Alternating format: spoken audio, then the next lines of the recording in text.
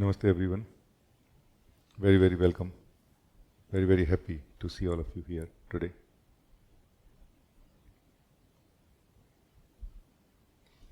Once again, we have come together to explore, to live the truth.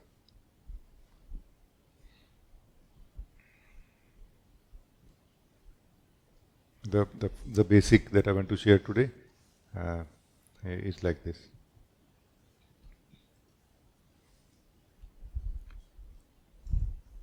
That essentially there are only two things, the life and the one who is living life. The one who is living life is what we call ourself, myself. And this myself, over the period of time, while living life, as if gets colored or imprinted by what it has been living in the past. And as if its ability to meet the life freshly reduces in a way. And that's where this soul start feeling, let's call it soul, that soul is the one who is living life. So that then this is the time when this soul start feeling that life is not so fresh, there is not much excitement in life. No, there is still excitement in life and life is fresh also. But somehow the one who is living, its state has got colored and imprinted in some way that it is not able to meet life freshly. No? Or also the soul who is actually not a person as such, who is not an identity as such, who is the being, also gets connected in some way to the past in which it has lived, mainly because of incompletion, because of discontentment.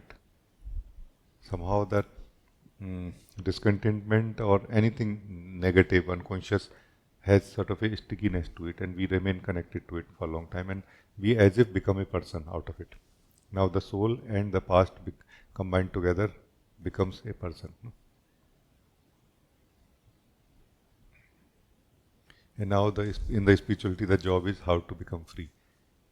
In the sense that how to come to the purity of the experiencer, the soul, so that the soul can fully live life, first of all.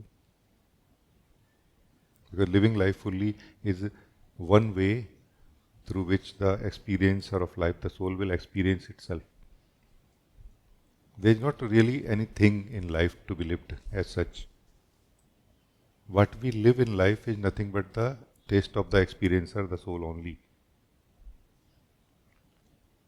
But through different channels, like in different flavors, we can say like this. Like tasting the same thing, but in different flavors.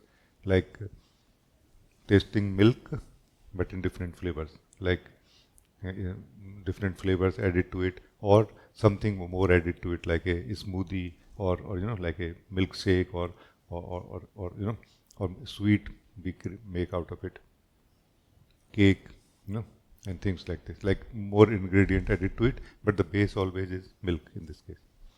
In the similar way, when the experiencer is not interested in living life, for example, a particular part of life, particular experience of life, even if that is the best experience for some other soul, this is useless for this soul, no?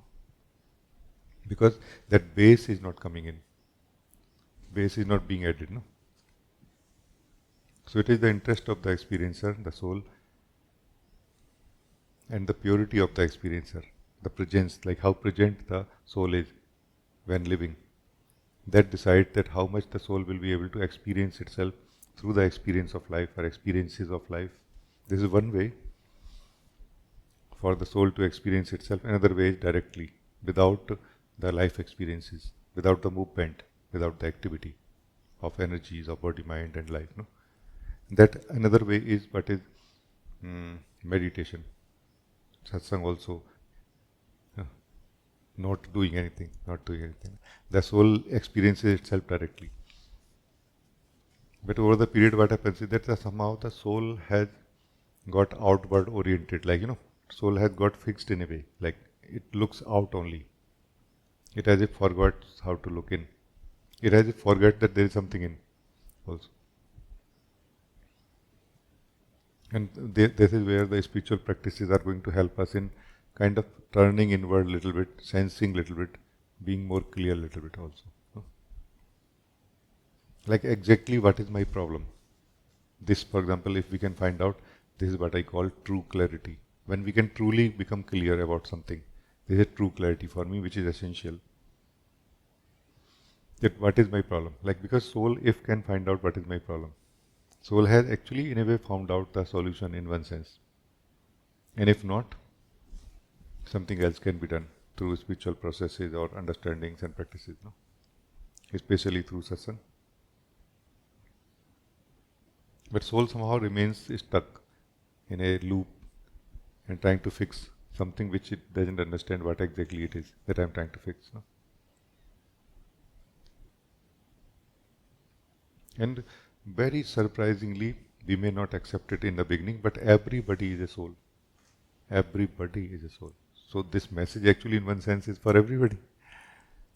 Anybody who is interested in actually solving something fundamental in their life, like unhappiness, suffering, because there is something continuous inside us, like continuous unhappiness, you know.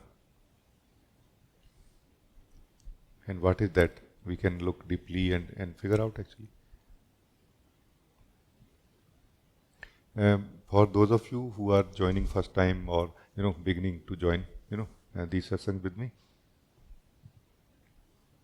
true clarity is a very good place for us to begin together. Me and you can come together in a way. No, true clarity where you try to figure out that okay, what is my problem, and take my help also through a conversation maybe or through listening in satsang also will help. No. There are other things also which I offer. True joy, for example. True joy basically is not really for someone who is struggling in living life. It is for someone who has sufficiently lived life, like feeling contented out of living life, and now feels I want more. Because the experiences are, after all, repetitive. I'm not really getting anything new anymore out of even the very nice and new experiences. No? And then this true joy is for them. True joy basically is the way to experience, or true joy is when the experiencer experiences itself. No, like this. That purity of the experiencer is not directly experienced through any experiences, because there is something mixed always. The taste of experiencer and something. And now the experiencer says that I want to experience purity. In purity, the base of all the experiences. This joy is the base of all the experiences that the experiencer experiences in life. No? So this is true joy, which I also offer through different practices and understandings. And then at some point, the same experiencer, the soul of life, feels that I want to also know who or what I am. Not who in the sense of self-inquiry, but who in the sense of actually I want to live the truth of myself now. Not so that I can feel joy, but so that actually I can wake up who I am. No? And that is where what I call happens, true knowing takes place inside ourselves. No? So these were something for the beginning, so that we can, begin somewhere. And now anybody, if you want to talk, you can talk to me. Anna, you can talk.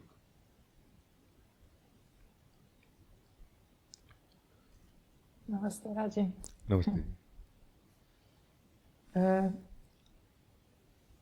It is funny how you started the warm-up with speaking about love. I did not hear well. Because it is funny how you started in the warm-up to speak about love. And I wanted to ask something about that, since yesterday or the day before yesterday I was struggling with something to do with love, and there is some unclarity there. So if I could ask about that. Okay, so I know that there is different kinds of love. For example, brotherly love, like what we feel in the Sangha, and I'm a mother, so that love is like, I don't question it at all, it's because it's there. And then romantic love, which I cannot somehow identify with that one anymore. But then there is this like godly love, or something, for example, that I was lucky enough to feel a few times in Satsang or around Guruji, which is some, I cannot explain it. It is not love. It is just, I just feel good around somebody. And then, because we know that there is no two, there is just one, that means like, okay, if this is what I feel around this person, then that means it's also in me. Is it so or not? That would be my first question.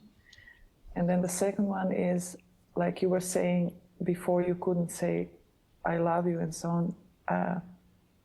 For me, it's the same. Now also when I say it, somehow I feel a little bit like a liar when I say it, because there is something still that is not clean, that is not...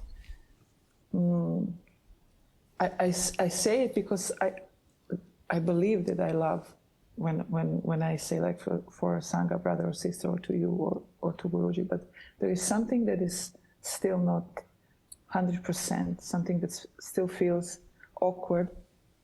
And I could feel it last week because there was some existential, again, crisis, and I could feel this complete isolation from everyone, because like I cannot trust, you know. And then, except with my daughter, I just closed up completely. And I think it's to do with trust, but maybe you can help. Thank you.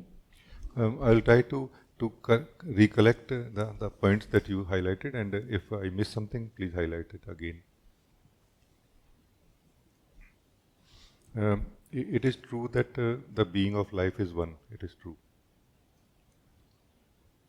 Meaning the being of life living in the form, as my being and as your being are not actually two beings in the purity of it, in the essence of it.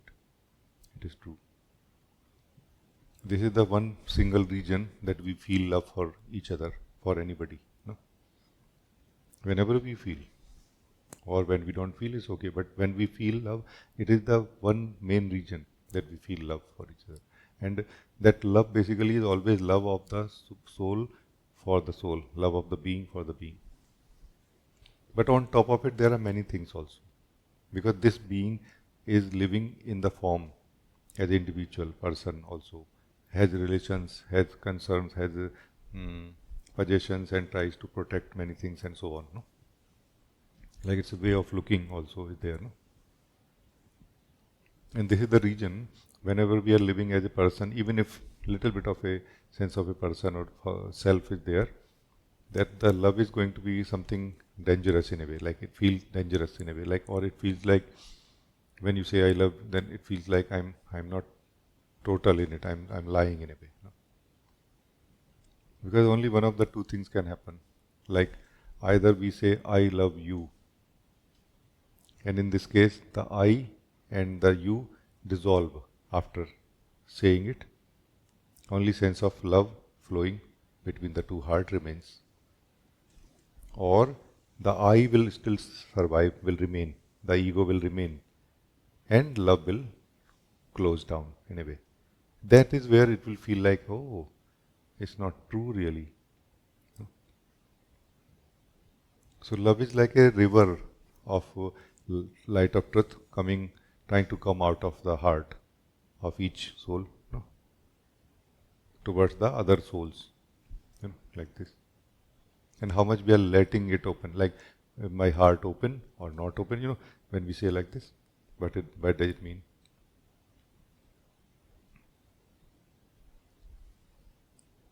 Like a statement, Osho said that give and give without conditions, and you will know what love is.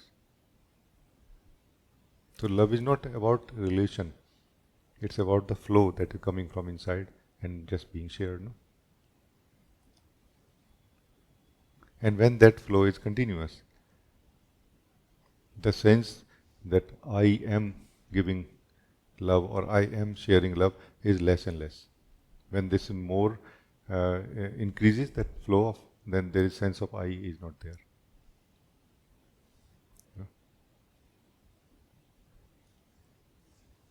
That's why I used to feel that once I say I love you, neither the I remain nor you remains after that. That's why I'm not very reliable in this kind of statements. You cannot catch me after that. Meaning you cannot catch me even if you try to. That's what I mean. Because there is no I left after that. Like it was the last statement made by this one.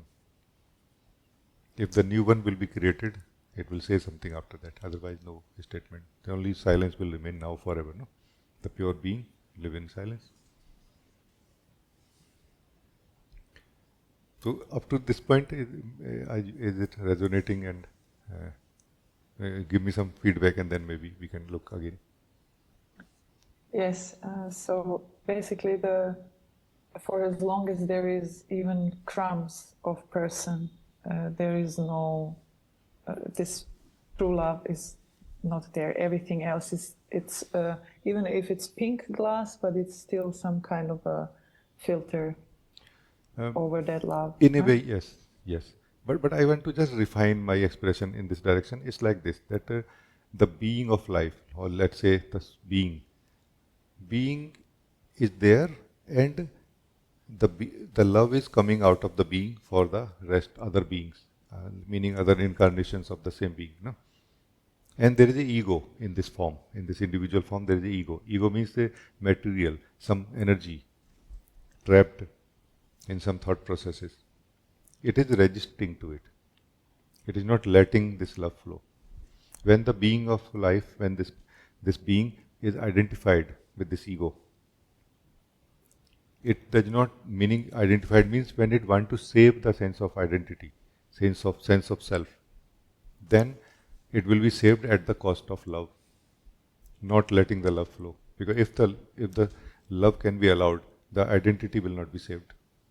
Being will know I am being, but not as I am somebody. No? So this is that process going on, that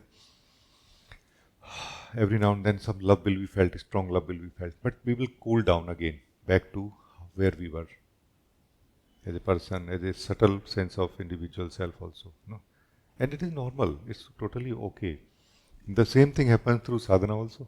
We try to reach to the peak of some sadhana, like a boiling point of something, and then we cool down again. Then boiling point again, and then we cool down again. At some point, you will transcend. You see? Like it will be like a choice made that no, even at the cost of not having this sense of individual, I choose truth or love. No, this is how it is made also internally. No? This choice is made.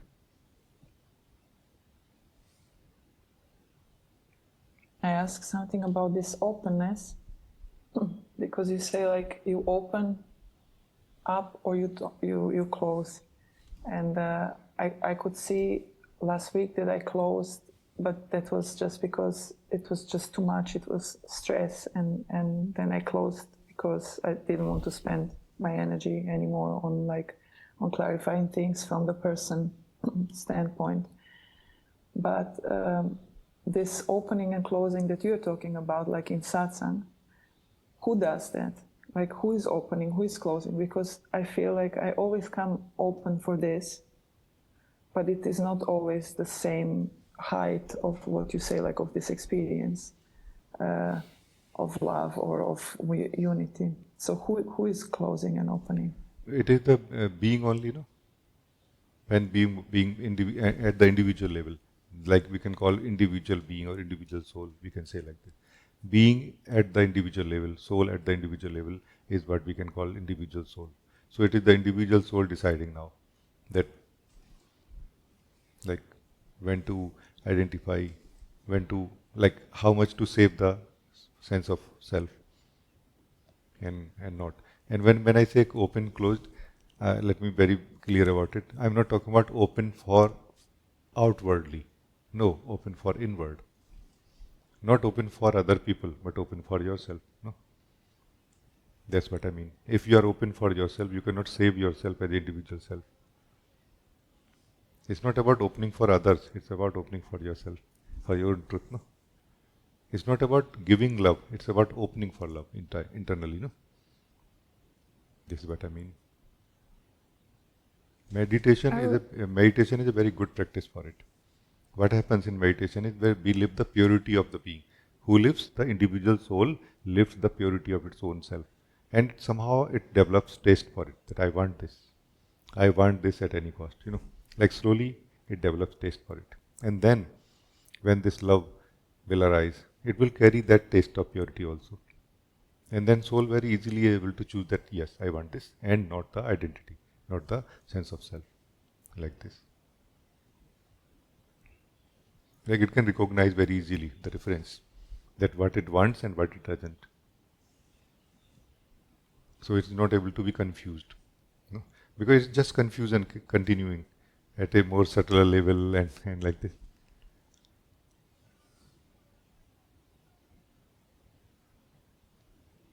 I would very much like this experience to be continuous, like always, uh, like, for example, like satsang, of like this feeling of trust all the time, but it's somehow, I'm not sure if it's totally always just about us. This was actually my confusion. About is not About us and our openness. about us. Yes, because somehow, like when I'm in Sahaja, I just feel safe completely, and everything just somehow drops. But I don't feel that way every day. Like, for example, when I go to work, or, Oh yeah. This is clear to me too.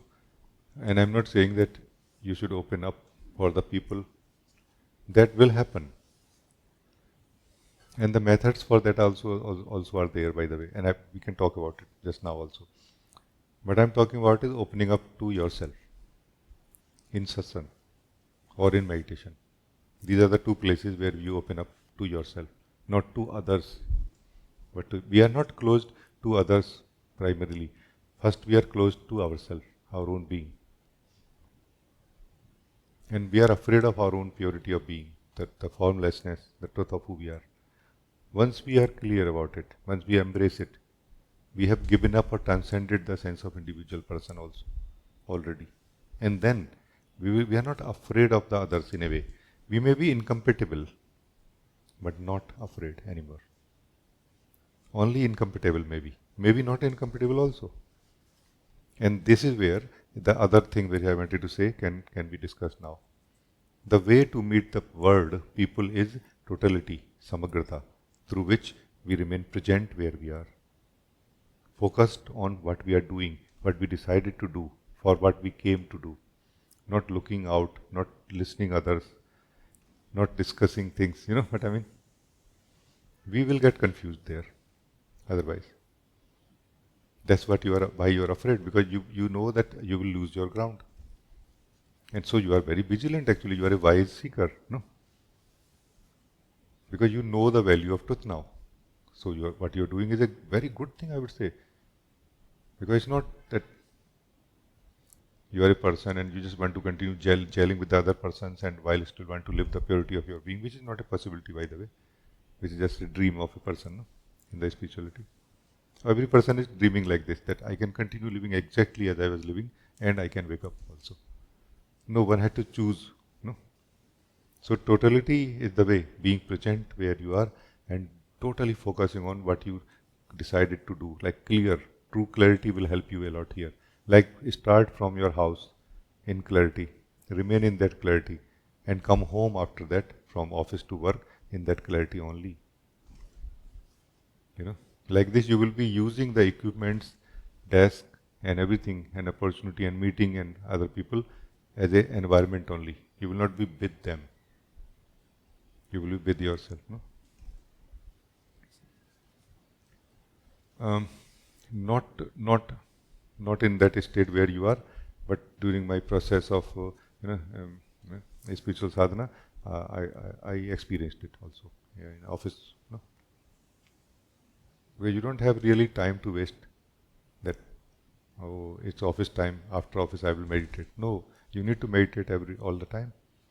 Then only you can really be sure that you will get it. No, meaning at least this is how it felt to me. Then I don't have time to waste that because of office I cannot meditate. No, I have to change my office work to meditation also, no? And it happened actually.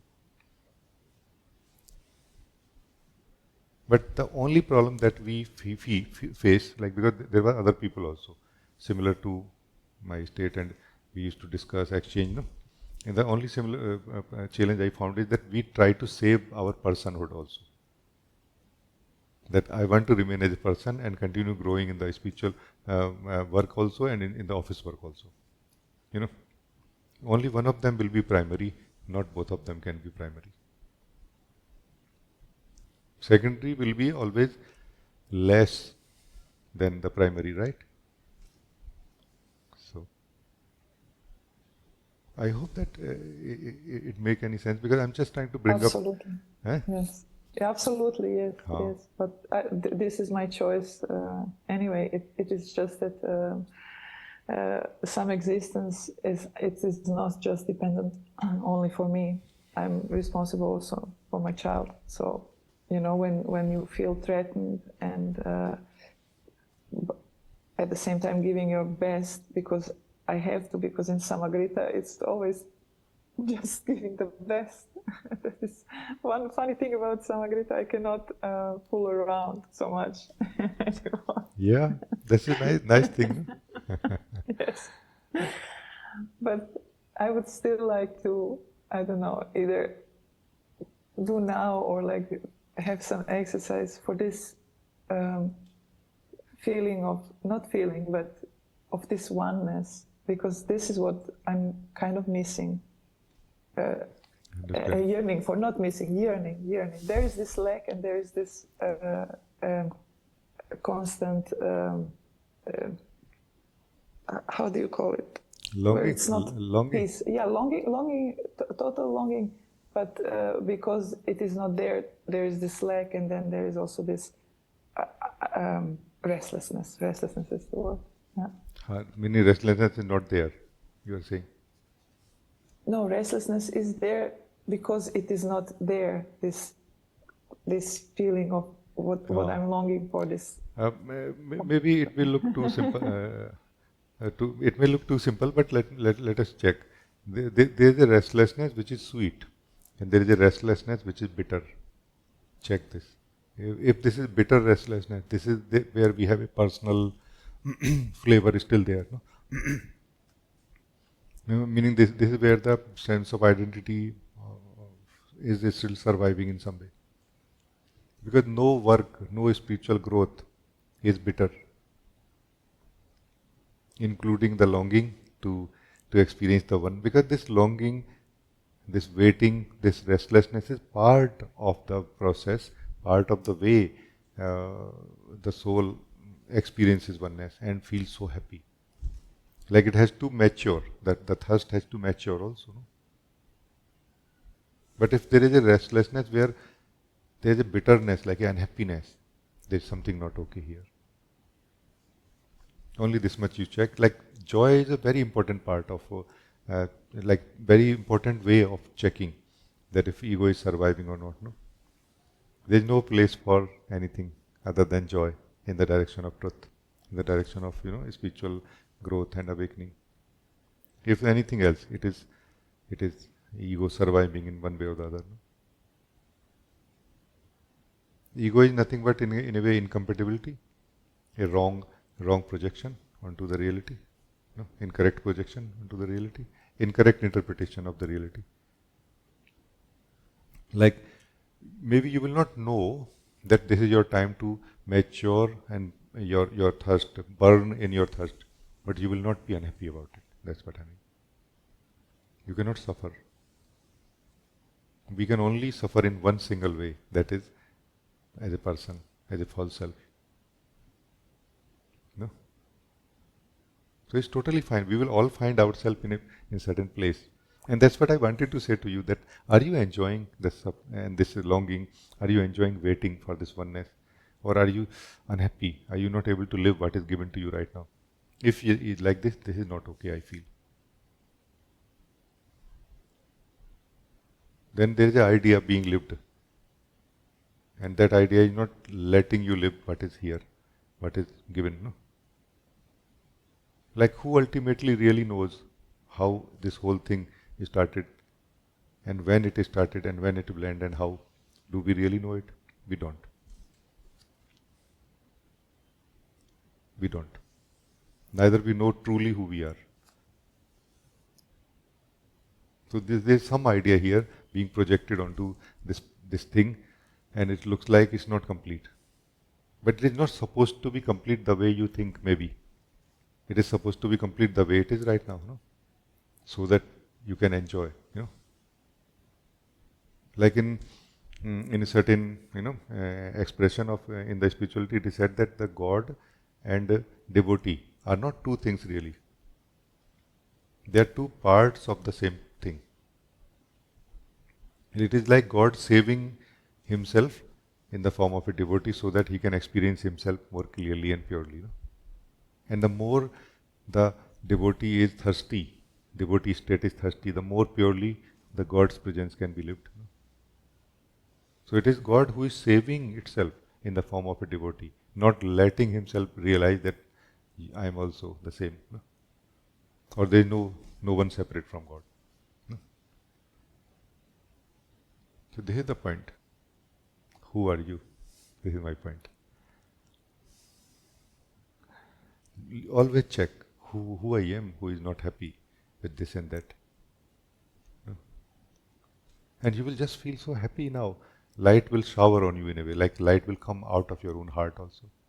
You know, like, oh, things are already so well placed and falling in the right place continuously.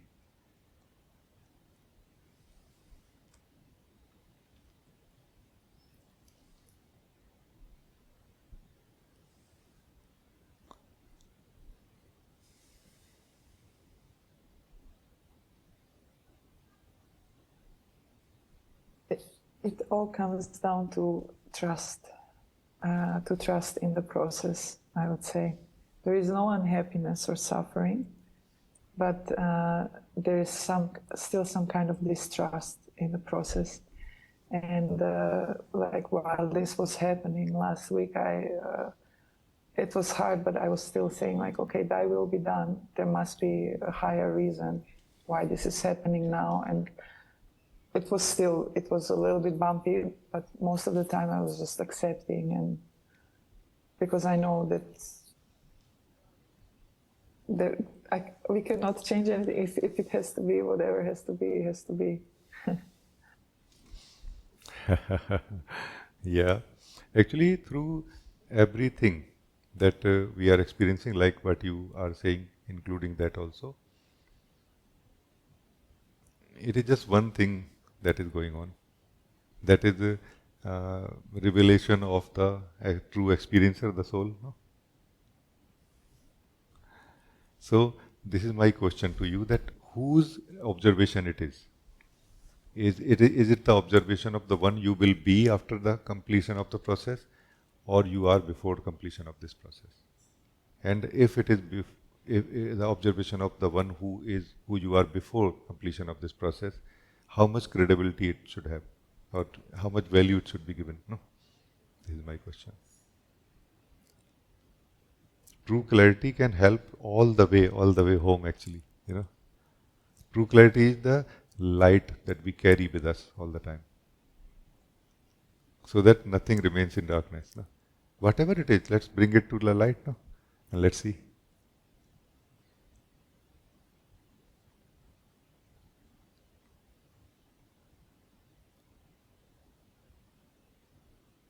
So either you can say that I think more trust is needed, or you can see, and let me see, what exactly is more trust is needed. Who is saying it? No? Light will shower on you immediately here, right here. No? And this confusion of shall I trust, shall I do something, will not be there anymore. Like a unified wisdom will appear in you, in your heart, and you will know what is the thing to do here or not to do. No? Try to understand unified wisdom and wisdom of the separate self. Try to understand. It is not the wisdom of the separate self which can take us home. No, it is the clarity of the separate self which can give way for the wisdom of the oneself, no? For the unfolding of the oneself. No? So the soul continuously, when the soul is living as a separate self, it is living in disharmony. Its way has become the way of disharmony. The unified one soul is trying to bring harmony in this form now. Now, what this individual self should do? What will be the best option for it to do? I would say clarity will be the best option. Not trusting, because if you could trust, you would trust already, no? Trust is not something you do. Trust is something you feel when you feel one with the source, no? So clarity will help more. That okay, what are my options? And then again and again you will feel that no, I really don't have any better option than the let the harmony take over, no? And bring harmony in me also, no? Again. And totality is a very powerful way for that, where you don't feel powerless. You feel much more powerful than in the ego state, but not in the way of the person, not in the way of ego, no? Not doing things in the way of ego, no? Like this. No, still doing things in the way of the unified soul, undivided soul. Because in totality, you are safe. In Samagrata, you cannot do things, like you cannot add more disharmony to life, to your body mind. This is the thing. So thank you. I think it's good. Thank you. It's nice. I totally understand what you are saying, and again you are talking about these things. It is not natural to feel like this. So let's not feel bad about it. Oh my God, again and again I have concerns. No, it's totally fine. It's natural to have this kind of concerns when we are waking up. No? And I think your state is very right also. The way you speak, it's all perfect. I only rejoice and in exploring this truth with you. I don't really I'm not insisting onto anything that, oh, it should be like this. No, let's see what it is. We let it unfold together in the moment and see. No? That's why my responses to any one of you is not mine only. It's mine and yours together. No, you are 50% responsible for it. Yeah. And it's a nice thing. It's a thing to be happy about. No? This can be your way to check how are you doing today. Meaning in your own way. I don't know how you will evaluate it like this, but so it's like every now and then the sense of individual self in you saying that things are wrong, things are going wrong, things are divided. Tell me what to do, where to go. I'm not clear about it. And again, you live the truth, and you realize that no, things are not divided. Things are being taken care of by the one soul. No?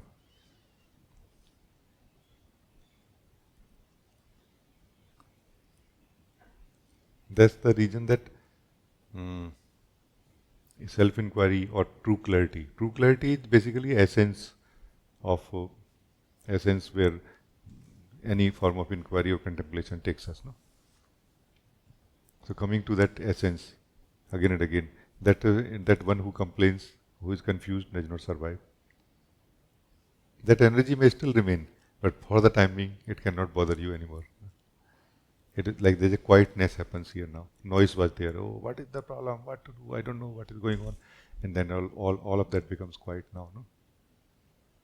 And that in that quietness, you, the soul, can feel and live the truth of who you are much more deeply. And then that is where trust happens. You feel trust in the process happens. Not that you do it. Nobody can do it. Nobody can trust the unknown, really, in one sense. No? But when you do, then you do. When you don't. No? Like, when you don't trust, then clarity will help. By seeing that I really don't know. Anyway, so even if I don't trust, I don't have any other option than to let it continue. No? And the more we, like true clarity really is a very powerful contribution to the overall unfolding of awakening. No? Because it loosens up that resistance we have for awakening, for unfolding of it. No? It makes it more relaxed, and that's where we start sensing something higher. That's where we start sensing truth of who we are more easily also.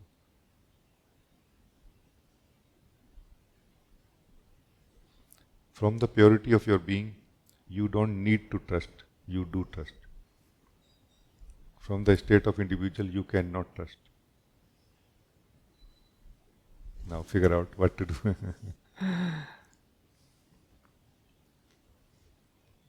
It can be a process. Trusting can be a process also, like a spiritual process, and that's so totally fine. Trusting or believing, it's all right, no? So there's no. I'm not talking about that. I'm talking about the fundamental trust.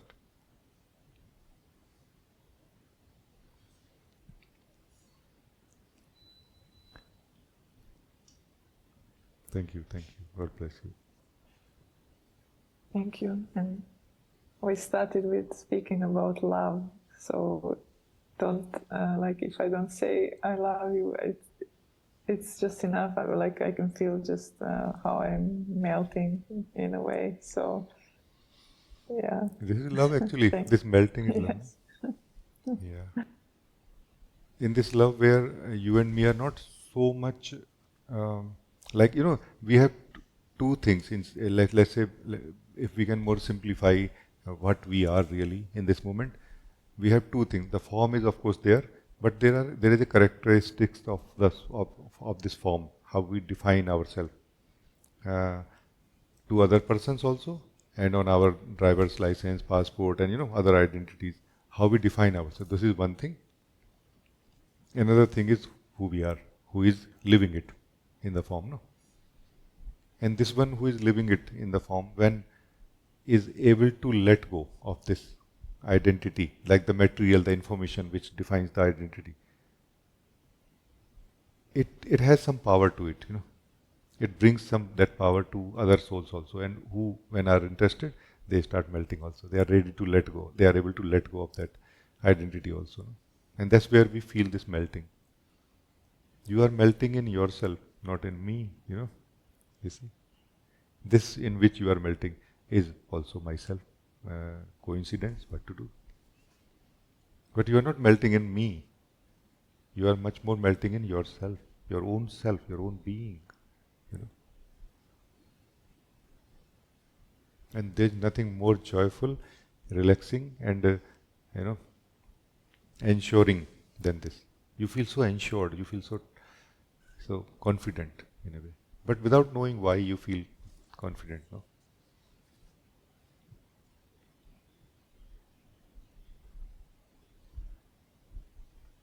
And the state of the person is where we are continuously seeking for ways to trust things, or ways to be clear about, and ways to be free from fear, but we cannot in that state. Ultimately, we cannot. And in the state of the soul, these things are not found. Like natural connection with the sense of source of life, the being of life is there. Natural trust is there, Fear is not there also, meaning the fundamental fear, no?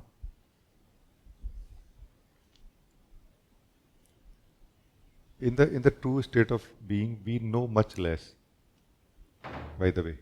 So there might be a misunderstanding that in the true state of my being, I will know everything. We don't know everything. We more experience ourselves as everything. We experience the existence of everything. In our existence, the existence of everything is included in somehow, in some way. Like as very beautifully Guruji say that you don't have life, you are life. No?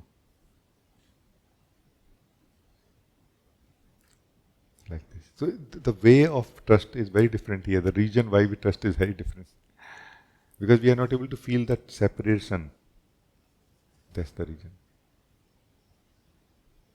Not that we know now that this is so and that is so. Knowledge is not the way. Oneness is the way here.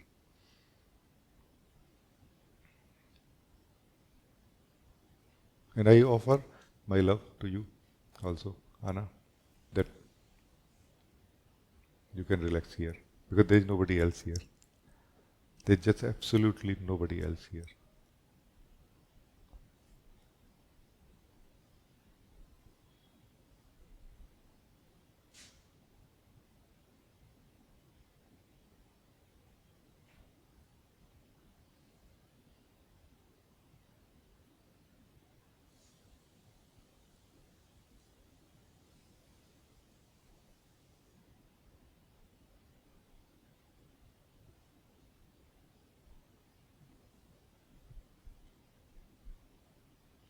In this silence, in this joy, in this aliveness of being, no, the soul will become free from the past, imprints of person. The present imprints are necessary for practical life, and they will continue. Only those which bother us, those which we are not able to detect also where they are, what they are, no, they loosen up, they relax here. And we are able to let go of them because of no use. There is no use of them. They are only disturbing, being projected, imposed onto life, and not letting us live life as it is. This is how we are coming to the purity of our own being. Well, practical life continues nicely, but as if the person is not there in your life anymore. Like person means personal flavor is less and less now. It is not the person is there, it is a personal flavor. Nobody has met a person, by the way, so far. Because there is no person like identity. It's more a flavor, personal flavor. No? But when you are living the purity of your being, even if that personal flavor will be present in others, you will not be able to feel it so much. Neither it will get triggered in them, nor it will get triggered in you, no, because it is less present in you now. You see what I mean? Or your interest also, because of your interest also. No? Thank you, it's very, very good.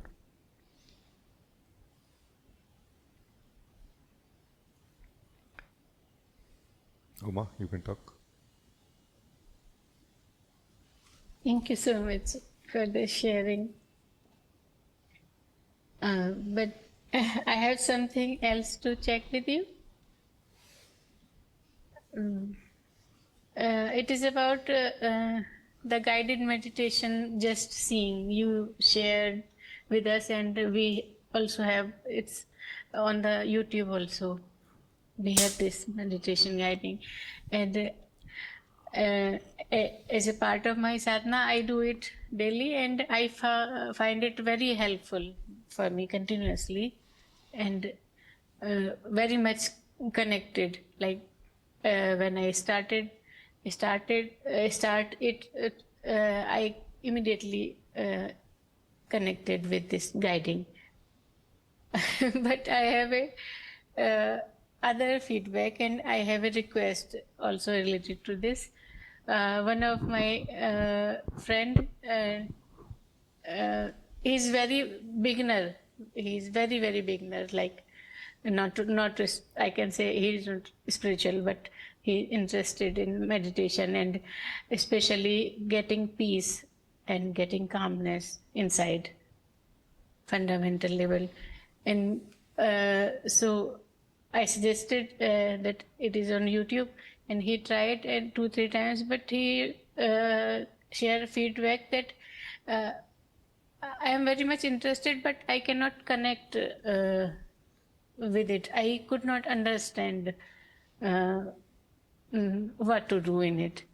So it's a request that if you can please share its simplified version, for the very beginners, so that they can understand, they can connect and get benefited by this amazing guiding. Oh, okay, okay. I think it's a very good. Thank you that you are bringing it now. Uh, I'm not feeling inspired to do it right now, but I can share some understanding about it, and then maybe later on, if it happens, it will happen also. No? So the fundamental understanding of just seeing, especially for the beginners, is like this. That first of all, why we need to do just seeing? Because somehow what has happened is that every one of us who is a soul has got mixed with the mind too much. And as a result of that, we have become more impulsive in the sense that the, the pulse of the mind, the impulses of the mind, and the emotions, they somehow decide our state and responses, when we will respond and when we will be quiet and not doing anything. You know? And this need to be broken in some sense so that we can take over, we can get back our mastery on our body, mind, and life, no? Up to some degree. And for that is this meditation just seeing. It is to create some distance between ourself and what happens in the mind and emotions. Generally, every emotion and every thought that comes inside us, we are one with it. In one way or the other, we get affected by it, and we start doing what this thought or feeling is suggesting us to do, inspiring us to do. And the just seeing meditation is to create that gap, that no, I will more evaluate. To evaluate, we need some delay, like we need some time, 1 second, between the the thought appears and we go for it. And to create that 1 second delay, just 1 second, this just seeing meditation will help. So, what to do in this meditation is basically be watchful to not flow with the mind. No. So there is one part of this meditation instruction is to be vigilant. That I will not just follow all the feelings and all the thoughts. I will just quietly be here, and I'll try to see what is happening inside me, then do anything about it. The fundamental message in the just seeing is that I will not do anything with what is happening inside me. I will only see it. Just seeing is literally just seeing and not doing anything else with what we see. And chances are that we may not be able to succeed so easily sometimes. That's why maybe this new friend was not able to correlate with it. And for that, I would say for the beginners, don't directly see your mind. First, see your breath.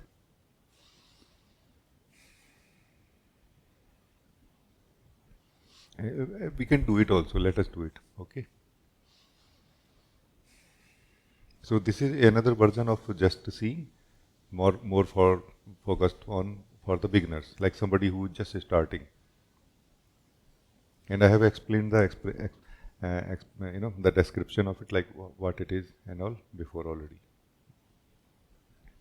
So to begin with, let us focus on our breath in the sense that we see our breath, not living the breath, not feeling the breath, but only seeing the breath. In the sense that we become aware of our breath and we remain aware of our breath also. It's a little bit of a boring job, but it is necessary. And during this time,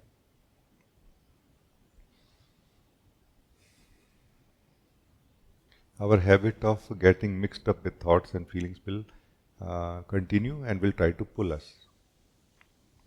Meaning right now our thoughts and feelings are mixed with us in a way that they are able to pull us. Whenever a feeling happens inside us, a thought happens, our attention immediately goes there. Try to keep your attention on the breath and not let it go anywhere else. Not with so much stress, but more gently, through intention and clarity that it is important.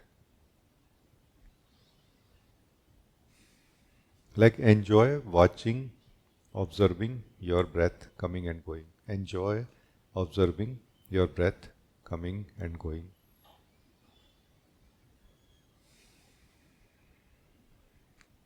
Enjoy the detailing of the breath also. Because breath is not a very monotonous thing. It is very unique breath every time, first of all. And there are many different parts of the breath going in, coming out. There are many stoppages of the breath coming in and going out.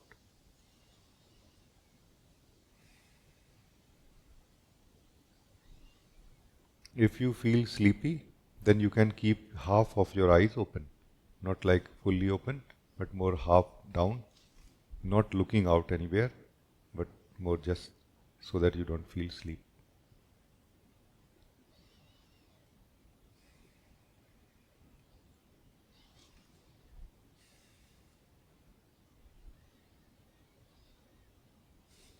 It is all right to change the patterns of breathing also. If you feel that you are not succeeding in being aware of your breath continuously, then whenever it looks like monotonous, then just change the pattern of breathing a little bit. Or breathe maybe from the mouth if you are breathing from the nostrils. Or breathe from the nostrils if you are breathing from the mouth during this time.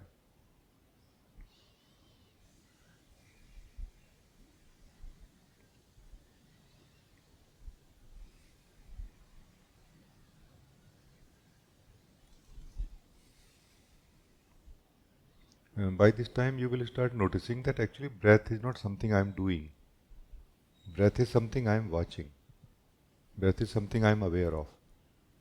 I am seeing the breath, not I am doing it.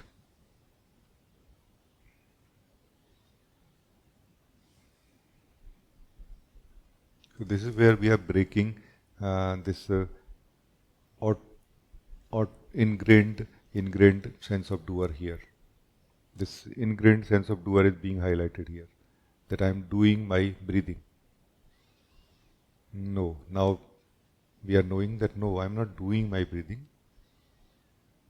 I am seeing my breathing.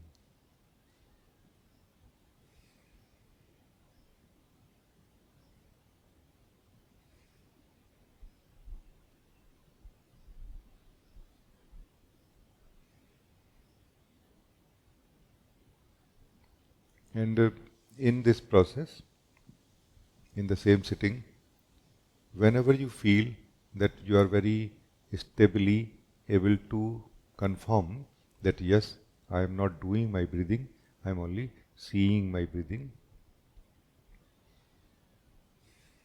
then you can attempt to look at the thoughts, feelings also. Like one thing, thoughts and feelings are one thing here. Let's say thoughts. So you can attempt to see the thoughts also in the same way, while remembering that I am seeing the breathing and not doing the breathing.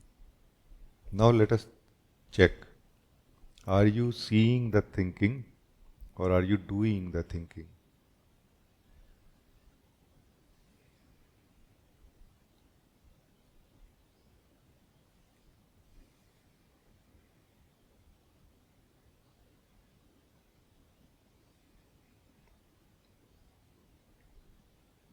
Just being aware of it by checking, not by thinking, but by looking at it, that am I thinking, am I doing the thinking, or am I seeing the thinking? And if you feel that you have lost that distance, again fall back onto the breath. See the breath.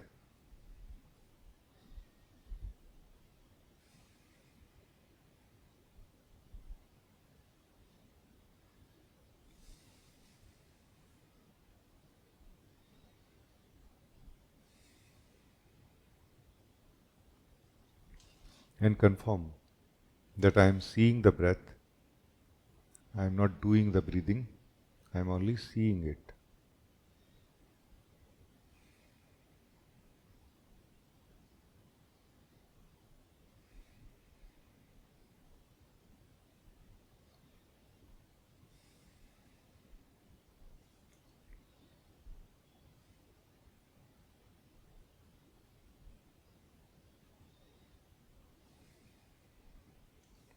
And again, whenever you feel that you are feeling confident, stable, continuously confirming that yes, I am not doing the breathing, I am only seeing the breathing, then you can allow yourself to look at the thoughts also and to again check, am I seeing the thinking or am I doing the thinking? Just this much awareness, not trying to see the thinking or mind, just trying to check, am I doing the thinking or am I seeing the thinking same like I am seeing the breathing? Is the breathing also happening in the same way like thinking is happening? Am I also seeing the thinking in the same way as I am seeing the breathing? It's about being aware of the thinking which is going on, of the breathing which is going on, and being aware that I am seeing it or I am aware of it right now only right now, not continuously, only right now during this guiding. And keep moving like in a iteration of uh, trying to see the thoughts, thinking, and when you feel you got mixed up again with it because of the old habit, fall back onto the breath again and be aware of the breathing and confirm that breathing is going on by itself. I am only seeing it. I am only aware of it.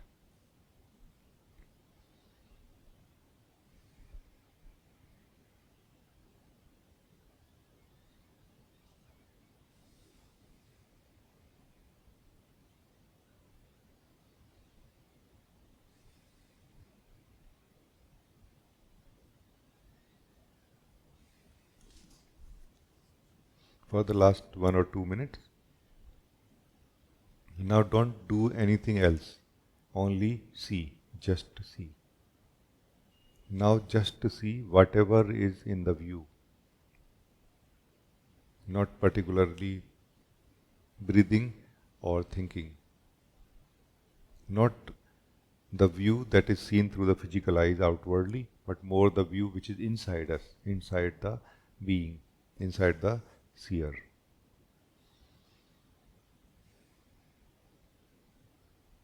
Confirm here that I am the seer,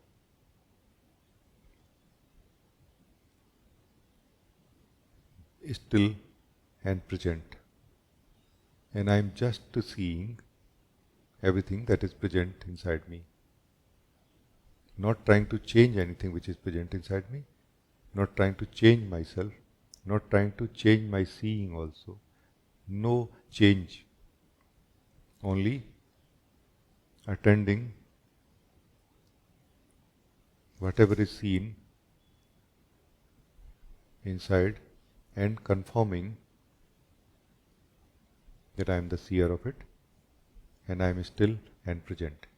And I am just aware and seeing what is present inside me, anything moving, anything changing, just seeing, not doing anything with it.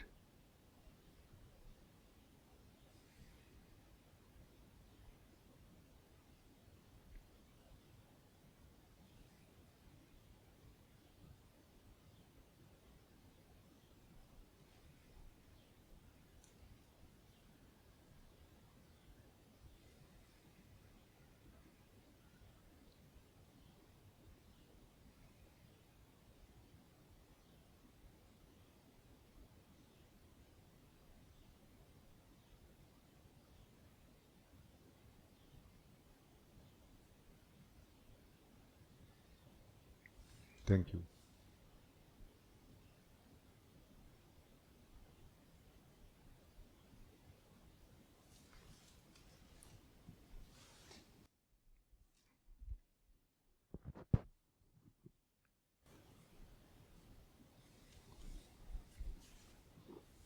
I clearly feel that because of all of us, this guiding has come out very, very well.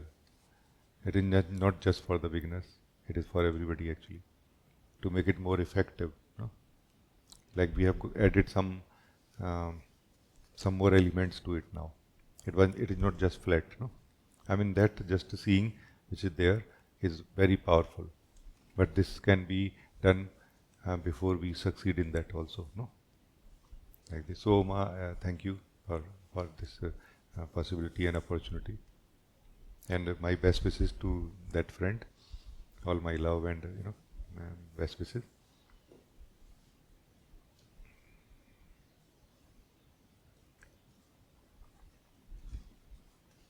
One of the most fundamental, maybe message or pointing to the seekers is keep it simple. To succeed, we should keep it simple. No? Like don't complicate things. Already we are too complicated in the mind. No?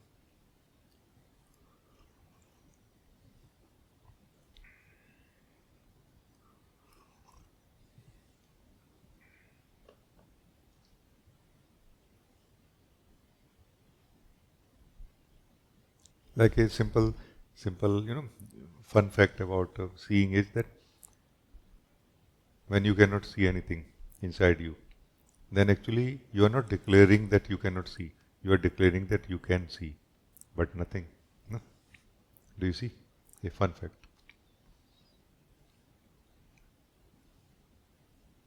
Like this, if you can notice, you will start waking up to the truth that I am seeing all the time. No? Sometimes I see things, sometimes I don't. But my seeing is on. No? Waking up in the morning basically is waking up or opening up the seeing, awareness. No? And in this whole day now, in the waking state, who you are is what is going to be more settled in a way or clarified at some point. By default, I am the doer, including the doer of my breath. No, by default, everybody feels I am the doer, including the doer of my breathing, and then of course doer of my thinking. When we are doer of our thinking, it is the thinking doing it, not we are doing it. No. When we are seer of our thinking, then only we stand a chance to actually come to that thinking which we do ourselves. No? Right now, thinking is doing us. We are not doing it. No? So, thank you. Any comment about you can? Yes, it is so beautiful guiding, and definitely I was also feeling that it is very much for me also. Although I do the just seeing guided meditation, which is already there, but today is very much for me also, and very good for me. Oh, very good, good, good. And I could see that seeing is always on. I could notice today that it is like I am awake inside all the time. My seeing is not closed anytime. Yes. And this is where I want to highlight that there are two seeings or two awareness, you can say. One fundamental, one objective, individual level. No? It is not the individual level awareness or seeing that is used to discover who we are, to live the truth of who we are. No, it is to more sense, in some sense, that I am not mixed and one with it. Like the same power which is causing identification with the mind is used to disidentify from it. No? You see, just the usage of the same power changes and the result change. No? The habitual usage of the same power of attention with the mind keeps us identified that I am a thinker of my thoughts or my thinking. No? While using it in a different way can disidentify and can highlight that I am not really the thinker of my thinking. No? Meaning not yet, at least. It is thinking suggesting me that I should think this, or I am thinking this. You see? And you check, oh, it's not true. Like who started? I never wanted to come to this thinking, no? Like you will wonder, no? How I suddenly came to this thinking. Thank you. It's good, it's good. Thank you so much. And I could notice today when you are sharing that we are so much habitual of life terms. I don't have much words for it, like breathing which is happening, thinking which is happening, or experiencing in the at the heart level. I was so much habitual, like so it has become very stale, very unfresh for me, like a circle, like a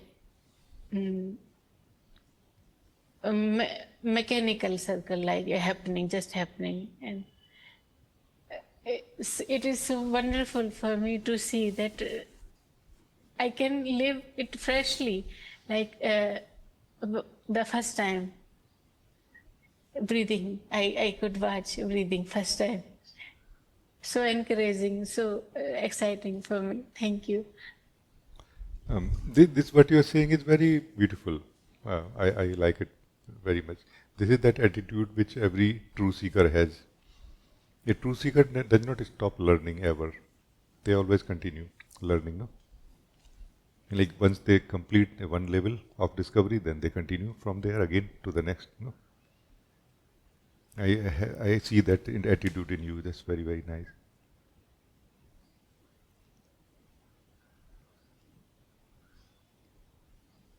Like in one sense we can say like this, that basically the actual thing is disciple, because Guru is one who is teaching through all the forms of Guru. No, Guru is one, means the God is the Guru, no? The source of life is who is teaching, and we respect this form of the Guru because God taught me through this form.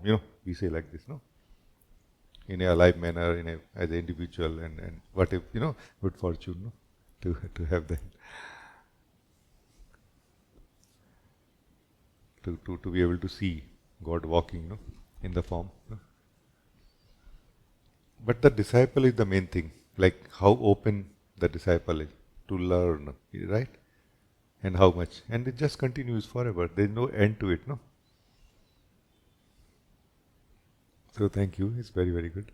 Because the same watching my breathing can have so many different levels. The same thing, same statements of my gurus also, for example, I learned or I understood differently in different times also, like a different depth or different meaning in a way of it is revealed. So it's beautiful. This is what makes you alive, by the way. Open to learn,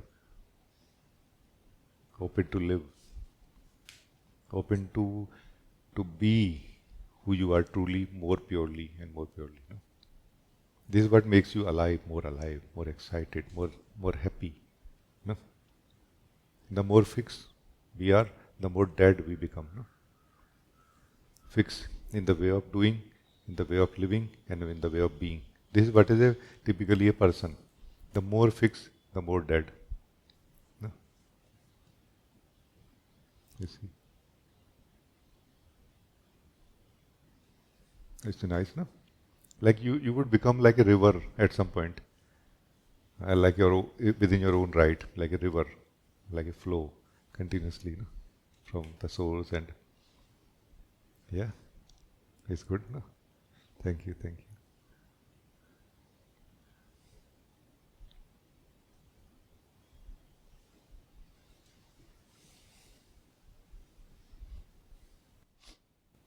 Zoe, you can talk. Namaste, Rajee. Oh, namaste. Yeah, I would like to explore the detachment with you because I feel that the thoughts, feelings, or the senses from the body, memory, or all habits, many things here. That now I was able to let it come, let it go, because I don't want to holding all these things. But I feel that it's like, I cannot say more coming, but I feel it's like more subtle from inside that coming up. So I would like to know more about this, have the clarity of it. Oh, okay. Um, we can we can uh, we can say like this, that the attachment basically is always connected to unawareness, unconsciousness. No.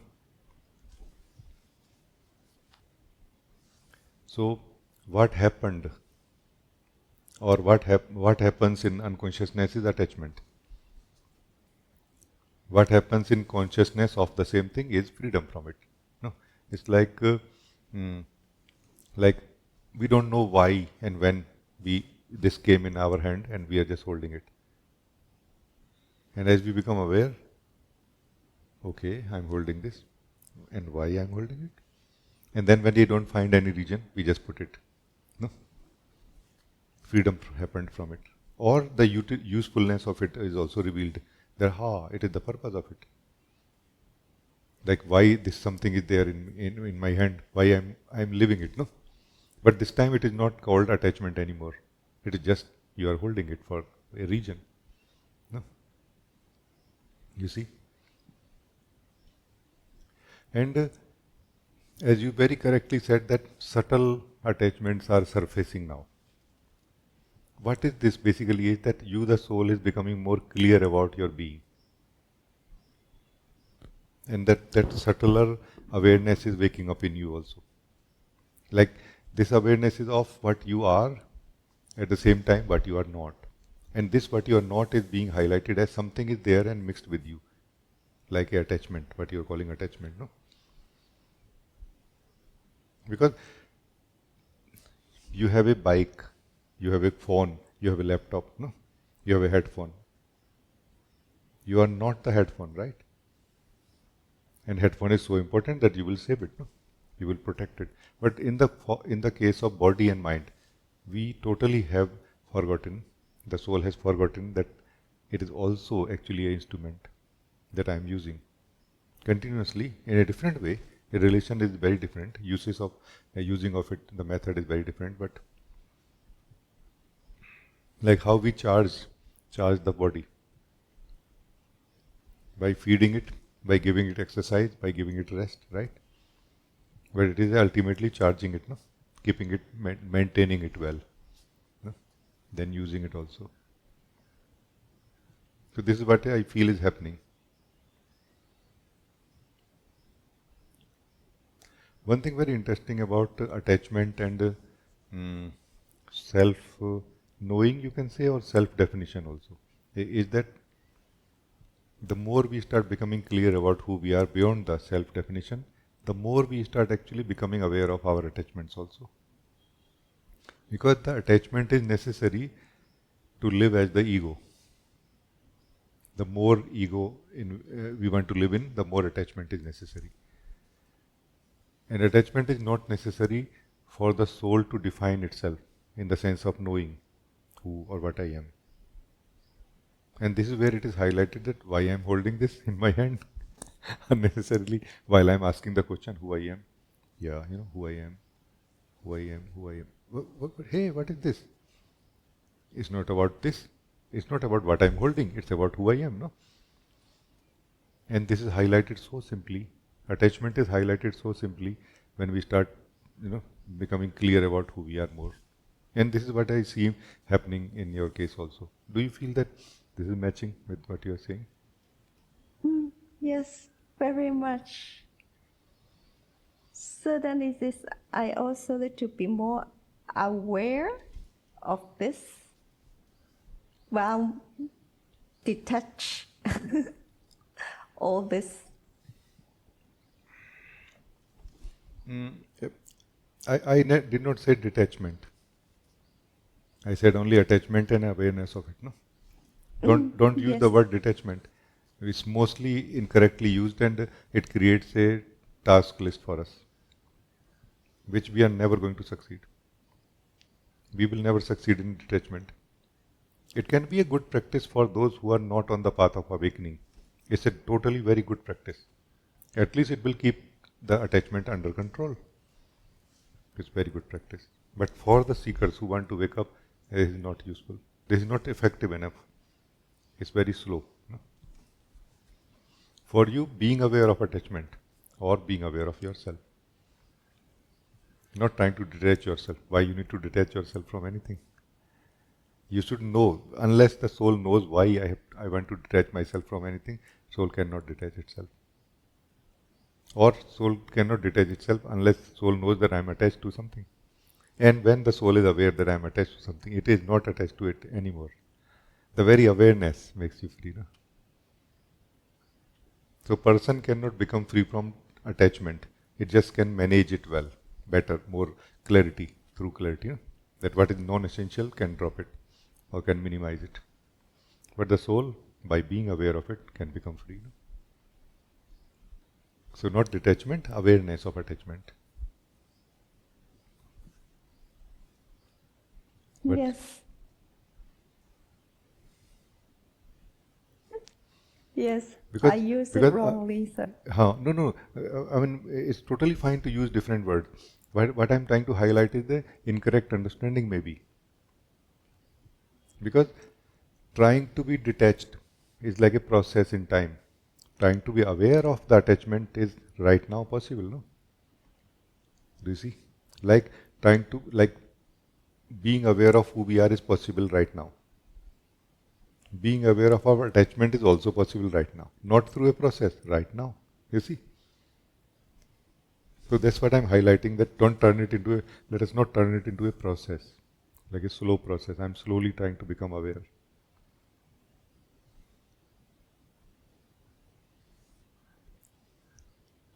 Here again, I want to highlight something because it is very fitting, very much matching with your way, Zoe. Your way is joy, no? Here, try to understand joy. There will always be some attachment in the soul, no? When the soul becomes fully free from attachment, it will become free from the body also, by the way. And it will rest in the purity of being. So there will be some attachment in the soul always, no? With the body also, necessary attachment, not unnecessary. No? So what is unhappiness basically, or suffering in a way, and what is joy? The joy is that appropriate attachment playing, living in the soul. And when that is excessive, that is what is unhappiness. Like a wastage of life, wastage of energy, wastage of time. That is basically what is suffering, what causes suffering. So, and even attachment does not cause unhappiness in the soul. But attachment which is not playing any role anymore, that causes. That basically turns into a heaviness, like a stone. That does not let the energy flow through us, which causes all the problems, ultimately. Like light is less, awareness is less, life is less also, you see. So those stones have to be removed continuously. Prabhat Shuddhi, for example, is my understanding about in this direction. What do you feel? That like it's clear? Yes, it's clear. But Jay, can I also check with you? While joy is the nature, And then would that be the soul also attached with the joy? Because I feel that the joy is, as you share, okay, this is the way here, but I could feel right now is also joy is even not enough for me here, because I feel that is the being, the aliveness, the freshness right here. The joy is still there, but I don't want to holding the joy, because I feel that joy is not the ultimate truth right here. I want to be more pure right here. So this is good, no? Actually, when you are saying I'm feeling to go beyond joy, also have more something higher than joy. Basically, you are not really talking about joy so much, because joy is something which continues all the way. No, you are saying that I don't want to experience joy in this method, in this way of duality now. Everybody is experiencing joy in one way or the other. That's why I say joy is the guiding light actually for the person, for the soul actually also. When you, the soul, is not feeling joy in your life continuously, then something has gone wrong. Like we have gone wrong, in the wrong direction. Then the direction in which the source of life wants us to go. No? I'm talking about continuous joy, not joy in the moment. No?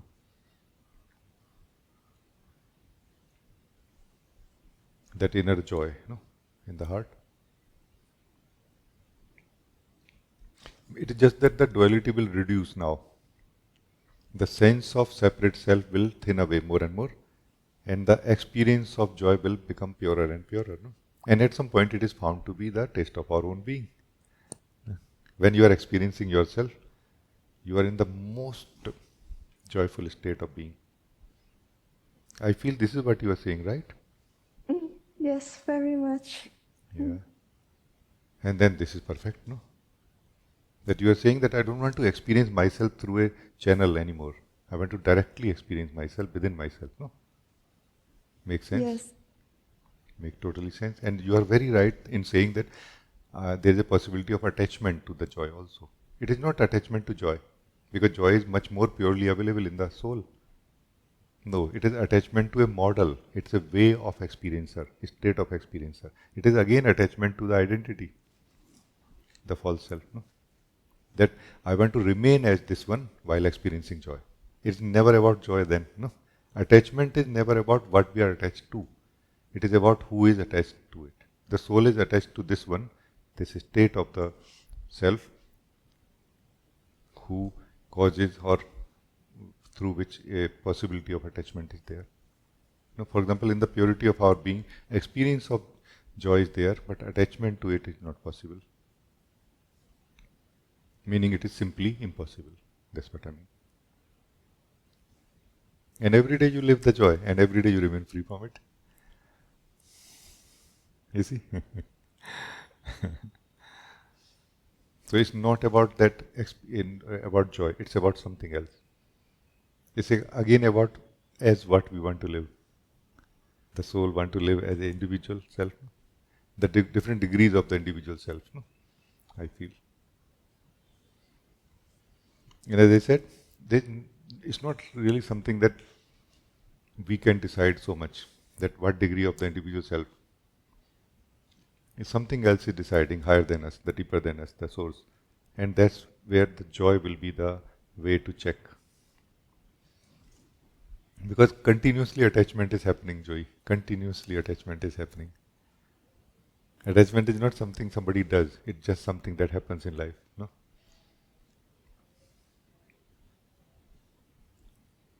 But you, the soul, are you supporting the attachment, or are you supporting the freedom from it? This is a decision maker. This is a decision maker here. You see? Because if you, the soul, say that I'm just helpless, no, it's not true. Soul is never helpless inside. Soul is maybe saying like this, choosing to live in that kind of state where attachment survives. No? Then at least soul should stop complaining that I am suffering from attachment. No? You see, this is where the clarity is. That either I am enjoying the attachment or I am not. As soon as the soul consciously says, I am not enjoying the attachment cannot survive. No? Because attachment is something that soul is doing, not it just happening by itself. No? Like this, no? Like this. Like holding like this. If the soul lets go, don't do anything. Meditation means don't do anything. All the attachments of all types, of all the levels of consciousness, of all the bodies and chakras will fall away. If the soul just does nothing else, meditating, just sitting and not doing anything. You see? That's why the clarity is most valuable before the soul understands these fundamentals of just sitting meditation and like this. So thank you. Thank you so much, Ji. Very, very I good. feel, yes. But I would like to share that right now I feel there is not only the joy is happening inside, coming from inside. I feel that now is also like more stillness here also. I could also more aware that while I'm doing things, that is also like seeing what is happening. But not all the time may not be, because I may not really fully aware in every moment. Yes. But are you joyful in this state? This is always my question. No? Actually, it's more joy coming. More joy? Yes, I feel it's more joy is coming up through body, mind, like this way. Yes. This is perfect then, no? Because it is that this soul that we are is deciding that for how long to hold this standpoint of the experiencer and when to merge into my truth of the one who is aware. No? The truth of who we are is more like something which is just aware, without without any relation, like an unrelated awareness. In one sense, that's why we call it more like a witness or witnessing. No, but it does not mean that the experiencing stops here. That's the strange thing about it. Only experiencer is not here. Like there is just nobody a experiencer. There is no one a experiencer who is experiencing it. Experiencing is there, and the awareness of experiencing is there. And between these, and in this state and the state where we feel I am the experiencer, this kind of a transition, like a melting, slowly happening. In you, I feel like this joy. And you are enjoying it. This is a very good thing.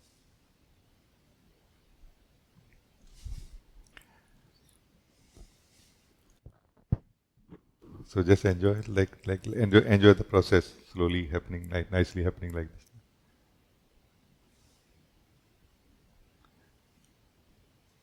Yes. Being aware is natural. And noticing of being aware is also natural. It's just that the being of life, the soul in the form of you, is right now more engaged in the experiencing and experiencing itself, or taking itself to be the experiencer. Like this. So enjoy that too. No? Yes, very, very much with all your support. Yeah. I'm so blessed that you guide me all the way.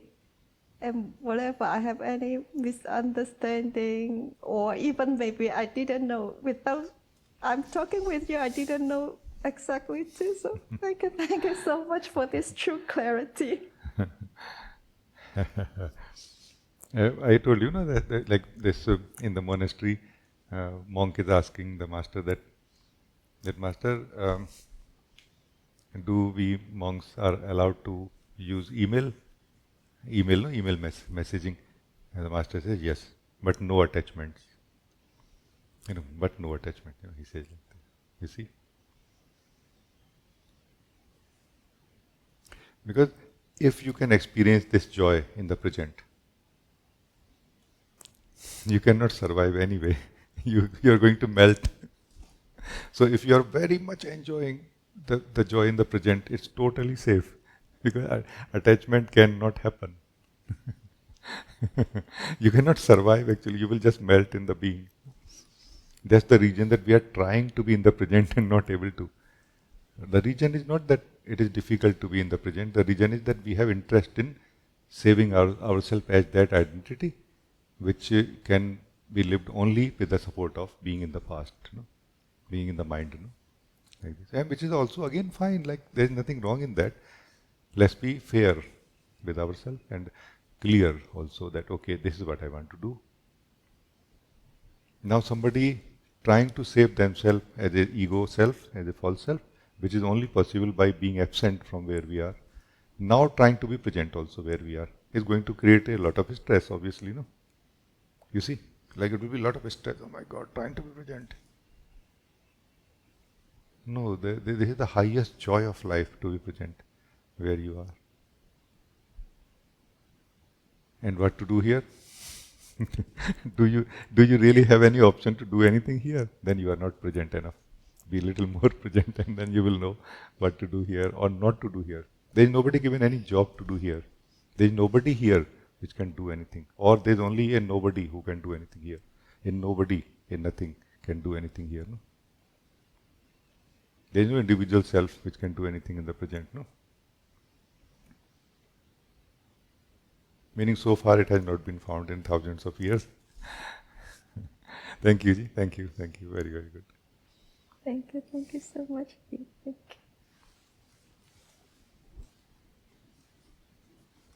Oh.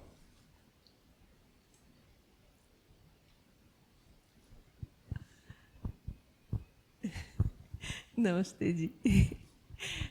I don't have any question, but I just want to talk to you. Oh, very happy to talk to you too, to meet you also. Thank you. It's like I can talk, but without word, like feeling like this. It's very beautiful to just be here and connect and live like this. It's very nice. Thank you. It's very, very good. I mean, this satsang is a room full of light, a space full of light, no? Light of truth, and things are just seen by you yourself. No? There is many times not really a need for discussion or asking question also. However, question can be asked, sharing can be done also. No, it's all very good. No? I'm also very equally happy to meet you. Thank you.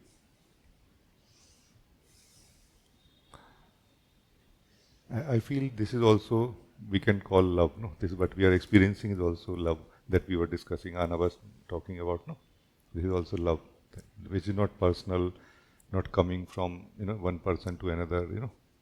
You see, it's more something like a very open, something very open. No?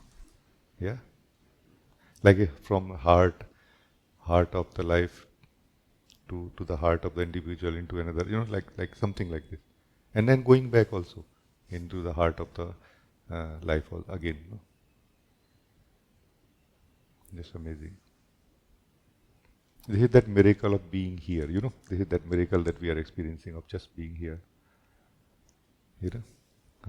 So good. Thank you. God bless you. Very, very nice.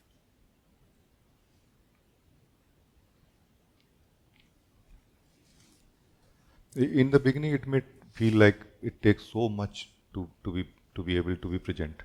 But once we start being present, we know that what we are getting is so much more compared to what practices or anything we did, contemplation or clarity, about clarity and everything.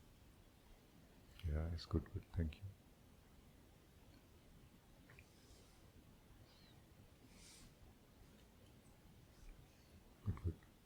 Good. Sukomal, you can talk. Namaste, Rajee. Am I audible? Yes, you are. Yeah, so I think the question again comes second, but just to be in the presence of everyone and the whole sharing, it just such gratefulness comes in that, this is such a joyous place to be around. But I wanted to clarify something mm, with you today is that I feel like right now in my life there are some certain decisions that I need to take and some practical things that need to happen.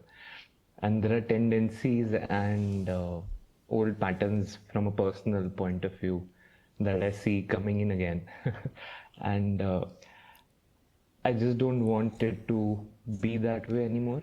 And so, but there's again the habit of going in that same direction. I can still see it coming along. So if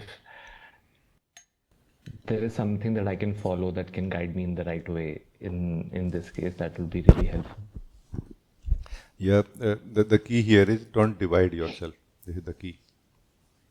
If you don't divide yourself, you will get the best response from you towards that decision which life is asking. No, don't divide yourself. This is the key, because somehow in this state inside us, that confusion tries to divide us into a spiritual, non-spiritual, or mind or soul or person or the self, like this. Know clearly I am really one. And the same one has to respond to life now. So whole of you respond. And then not only your personal training means training of being a person, an individual, no? Not a person maybe as an ego, but individual.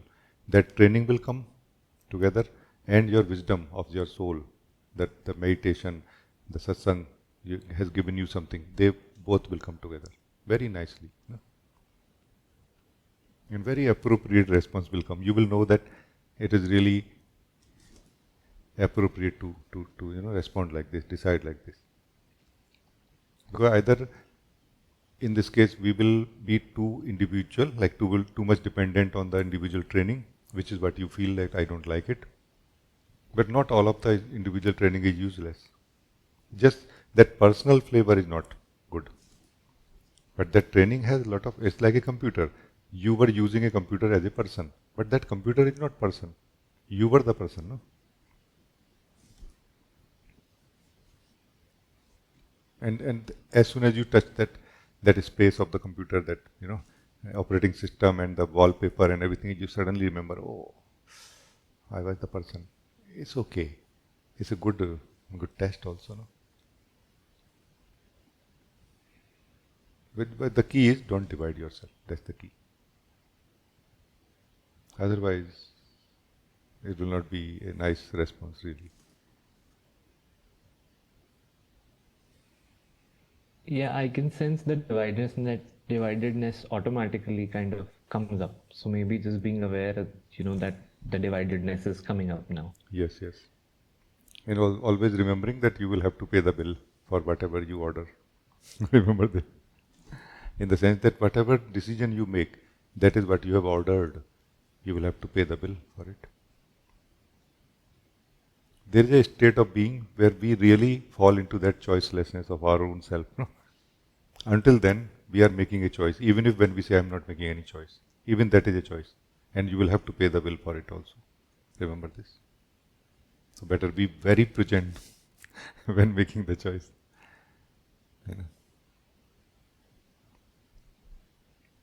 Yeah, it's good. Thank you.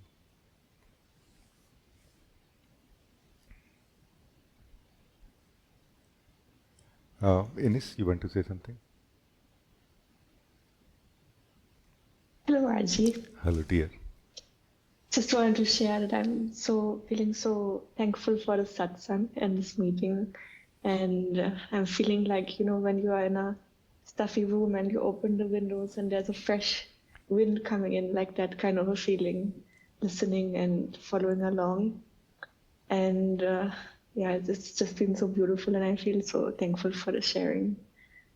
And I also loved really one thing that you said, which is that it's not going to be complete the way you think it will. And I just felt like, just stop messing around and just step back. And it's always this confusion or this feeling when something is off. You just have to step back, and then you can feel yourself again. Yeah. This is the thing that we should care about joy, really, true joy. I'm saying true joy. No, when I say joy, I mean true joy, which is what we feel in our heart when we step back. No? Because this is that place of wisdom also, from where we don't so much take decisions, but we more let things come together and let it unfold in the right manner. No? We don't try to, quickly, impulsively mess up with things. We are messing up with our life, nobody else, meaning other might be, but we are the biggest contributor to the mess of our life. Nobody else is so much contributing. No? And as soon as we stop messing up with our life will start unfolding in a more harmonious manner. No? And this thing, what you said, no, that it will not be fixed like this. This is very magical thing actually for me. Because we have a fixed way of looking at things based on who we think we are at that time. And somehow that remains like a circle in which we are caught up. Now everything we do, everything we think, everything we perceive supports what we believe we are now. And how to break this circle, And this is that way. Step back a little bit. Relax a little bit in your being, in your joy, and allow yourself to observe more. And you will see, oh my God, I was wrong about everything as a whole, not part of it. Mostly we are trying to fix parts of it. Things are not wrong in the parts in that way. Either everything that we are looking at, our understanding of it is false, or none of it. No. In the practical sense, it's a different story, but in the actual seeing,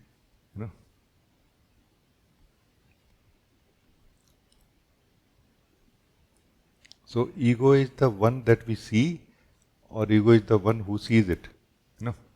Which one is the ego? Which is the ego? Where is ego inside us right now? That which we see is ego, or who sees it? You see? No, whole of it is either ego or not. Whole of it. This is the problem. Awakening is not really fixing part of it. Awakening is waking up from whole of it. You see? Like seeing it, perceiving it truly as it is waking up. As long as we keep trying to fix it, That's why stepping back, best practice.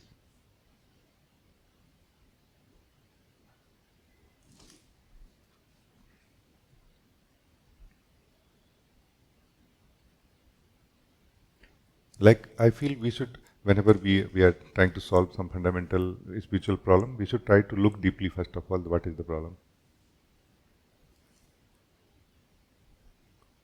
And surprisingly, we will never find a problem, we will always find peace, joy. Because problem is a projection of the false self that we become when we are not aware of ourselves anymore in those moments. So the one who is projecting and that what it is projecting, both are false actually. And we are none of it. Life is harmonious, or can be harmonious, if we allow it.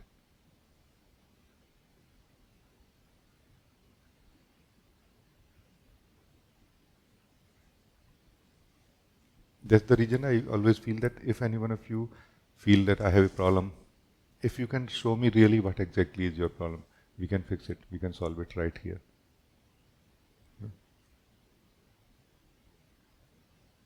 We are feeling that there is a sense that I have problem. We are feeling that there is something is not okay in my life. I'm not happy in some way, And our mind is continuously projecting onto the events of life or responses of people that because of this I'm not happy.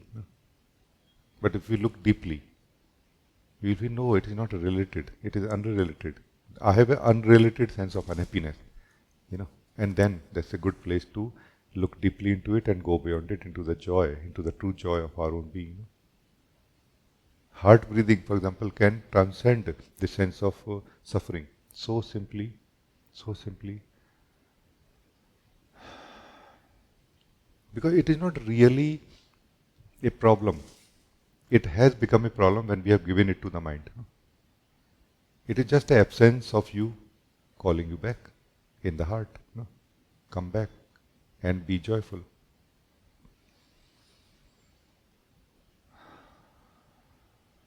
We should take sips of joy, true joy, every now and then in the whole day. Through the heart breathing, you should keep drinking. So that the effect of ego, which is like a drug for the soul, wears off slowly. And soul becomes sober, sober, neutral, natural again.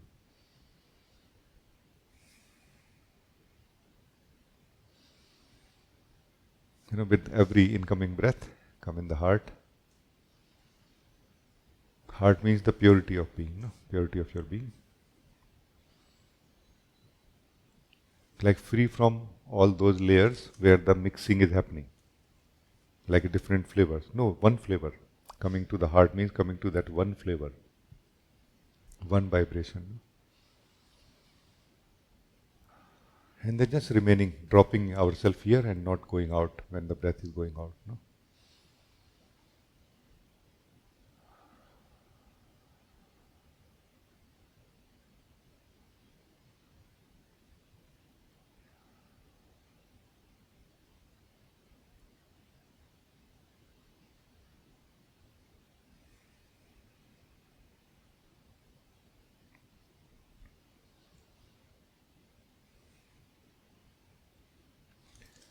By doing this, the experiencer of life, the one who is looking at life, becomes peaceful and joyful.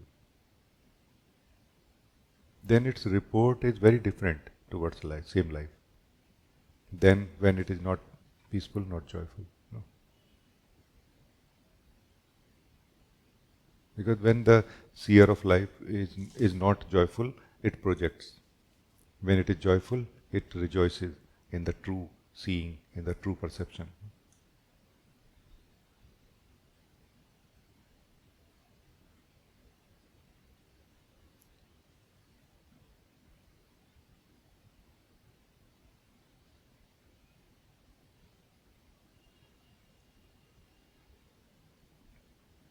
It's very nice, no? Yes. And I can now really relate to what you said about disturbances. They are not related to your true self, because some events had happened in the last weeks and I felt a lot of intense things. But whenever I sat for heart breathing or meditation, it was completely there. It was not disturbed. Yeah. Yeah. See, one thing also I noticed that what happens in life, we are of course need to play a role here, and we are going to play, and that basically depends on how integrated we are, composed we are, there. In a way, how present we are in a way, there, in the right way, how body mind is balanced and things like this, like clarity, for example, will help here. So that is one aspect of ourself. Another aspect of ourself is which is not really involved in doing anything. It's just present. The soul is only present, not really doing anything. In the light, in the presence of the soul, things are happening. Like life or energy is being given to the body mind. So every one of us is free to live the joy of our own being while the struggle of life is there. Like these two things coexist. We just have to become aware of it. We don't have to create anything, invent anything here. Thank you. It's very, very good that you are able to live. This is the thing that we as a person, when identified with the body mind, we will continue inventing new things again and again. And we are just doing one single thing, that we are not doing heart breathing. Like, heart breathing, one single thing given. Somebody can do heart breathing and can come in the heart. Oh, nice. But that time when you are feeling joyful, you cannot complain.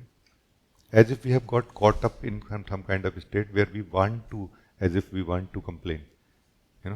Like we want to continue complaining so that we can experience that sense of complainer. I am somebody who is complaining. Because even in the body-mind, we cannot experience separate self unless imbalance is there, unless disharmony is there. You know.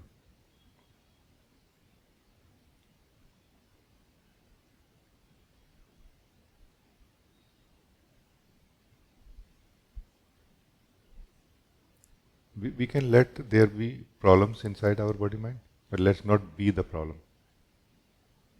Let us be observer of it and then see.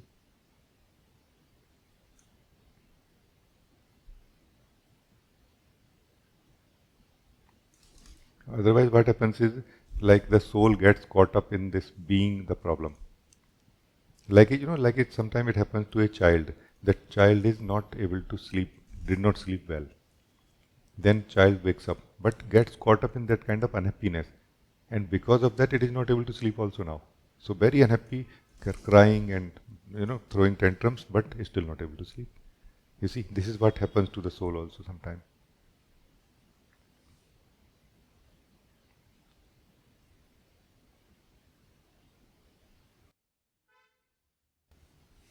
Thank you, Ji. Very, very good. Thank you. Thank you so much. So happy to meet you. Thank you. Thank you.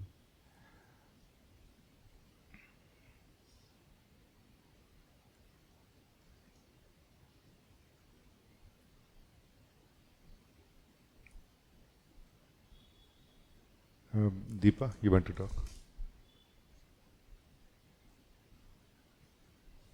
Namaste, Rajee. Namaste, Ji.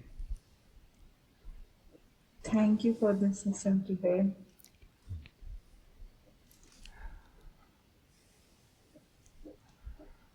It's like you're saying all the things and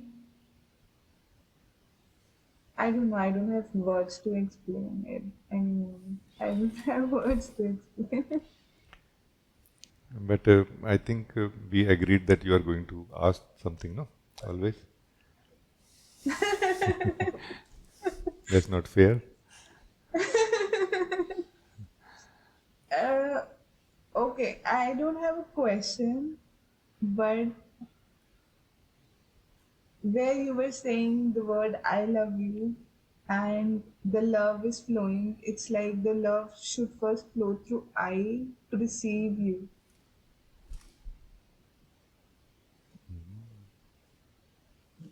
Because if the love is not flowing through I, that is not real love. It is just a projection of love that is going to outside. It makes sense. It totally makes sense. Thank you. It's very good actually. And this is the thing that the true love is not given by one to another. True love is given by the no one, the source, to everyone that time. No, this is why it is a very powerful statement when we say I love you in the true sense. No? It is like a blessing showering on everyone involved. Like a grace showering on everyone involved in one sense. No? Like we choose to be connected or to be in under that rain like this. But very correct what you are saying. Like when it is turning inward, this is true love. Yeah. How nice. How nice. That's good. But I found that when my love is going towards you, not going towards me, then also I experience the absence of I.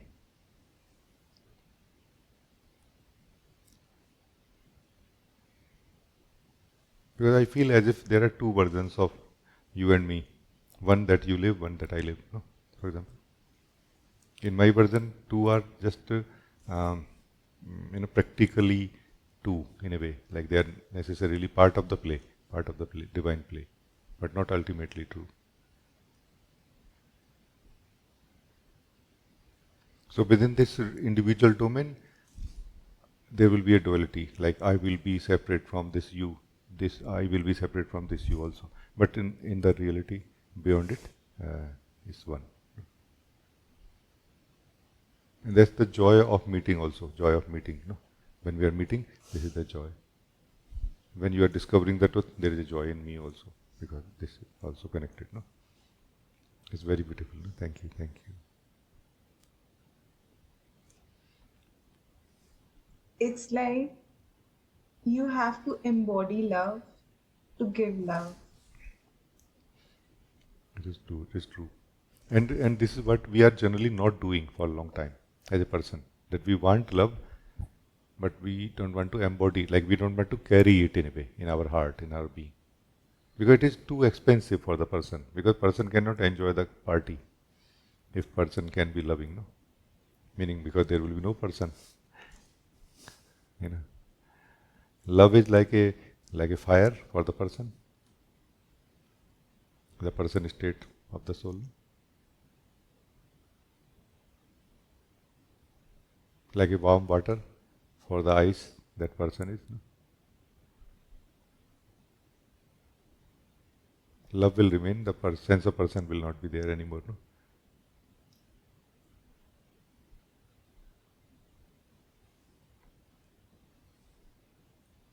In one sense, love is not anything else but the experience of existence, the purity of being, that aliveness. No? But there is no sense of I or you here. You know, this is the thing. Love is, I think, the most non-dual experience of life. You can say, no. However, it does not reject the duality in a way. It kind of consumes it, but does not reject it. No? It says, okay, let's see, are there two or one, or none?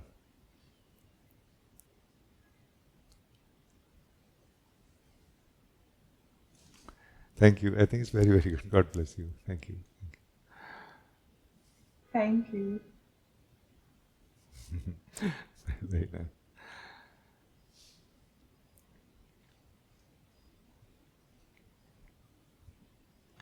nice. Dharma, you want to say something?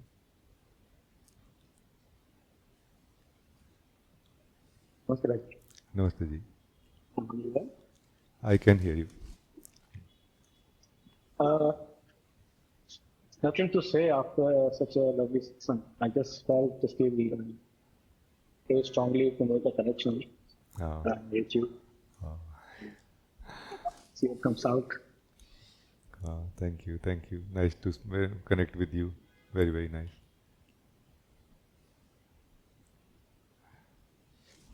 I feel when truth is being shared and lived, and when you are interested in truth, it happens. Like immediately we feel that connection, and especially if we have worked together for some time, that kind of connection is also there. It feels very. Thank you. Same here. It's very beautiful.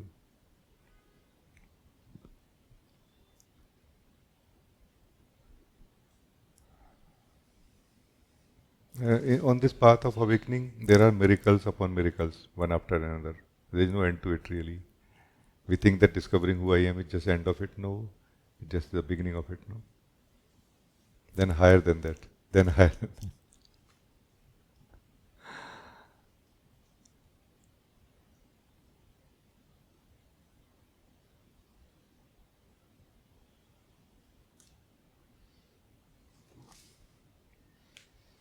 It was very, very good. Thank you. Thank you. God bless you. Thank you. Sometimes I feel too impatient, and I feel somehow it's like coming from the mind also sometimes. And I'm not sure it creates hindrance or not. But only recently I started to kind of feel little distance from this sensory pressure. Because that's such a strong part of our personality. Yes. So, and since that came, certain relaxedness also came inside my being. But at the same time, many times also there is a sense of feeling that the opportunities, lot of opportunities getting wasted. So I just wanted to bring that forward. Oh. Yes, it feels like this. Actually, the personality, in one sense, you can say, is this whole thing. It's connected. It's all connected, really. It's not really separate from each other, It's not just the body, it is bodies, It's like all the bodies connected to each other in one way or the other. And the soul is connected to the whole of it, not part of it.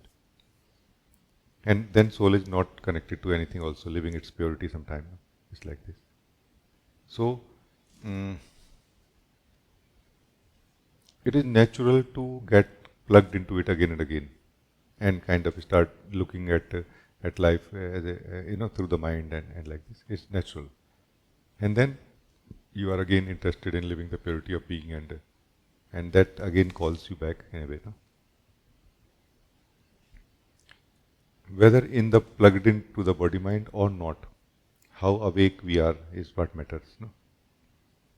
Because the energies of body mind cannot be overnight transformed. They can be only when we do some work about it. No? Or many souls who wake up, they just leave them as they are. No? Like, okay, I don't mind it.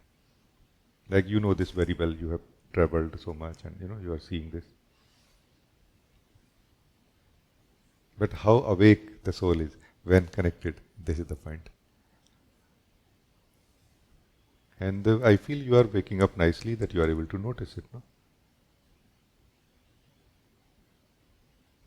You will not become anything regardless of whatever happens. You will absolutely always remain who you are. So there is no possibility of becoming anything else, first of all.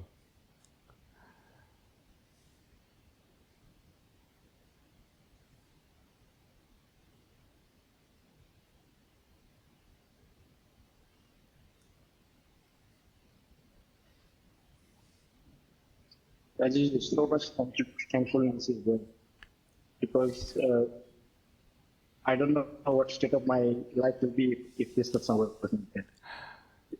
Oh. I'm saying truly from my bottom of my heart. Thank you, beloved. Because so much baggage has been dropped by being in the presence and listening to you. Yeah, I'm very so grateful. Thank you. It's nice. I feel the baggage is not really so important. That sense of urgency inside us is. And that sense of urgency is not necessarily like a sense of hurry, but more that sense of boredom that we feel, that we are not feeling interest in experiences of life so much. That is that key point, which we discussed before also, which is in you also. You're not running away from life so much, but not just getting one with it anymore. Whatever life is doing, whatever pulls are there, but you just not becoming one with it. You just again fall apart again and again and again and again, and you just, that's the true sense of urgency in a way for me. And that's why you can correlate with satsang so easily, connect to it so easily that, this is what I want actually. And I feel it's all unfolding correctly, as it should.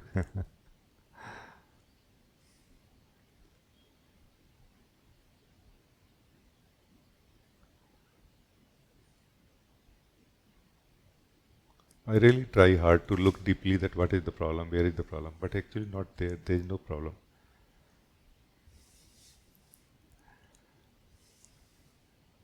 It's all very beautifully unfolding. Those who are too much interested in experiences and living in the personal, their life is accordingly hard. Hard means like a hard hit, also. And those who are more awake and more, their life is more gently and like this flowing.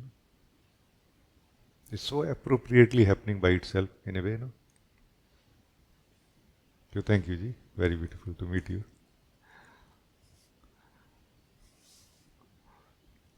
Very, very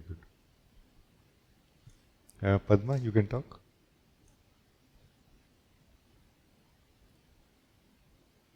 Namaste, Rajee. Namaste, Ji.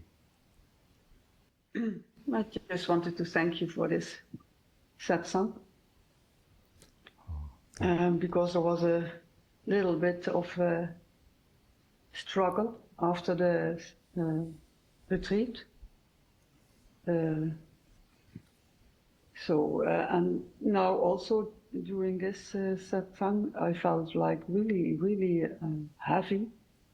the body felt really heavy, and like it wanted to fall asleep at sometimes, but I felt really, and that's the good thing, because you talked about in the retreat also these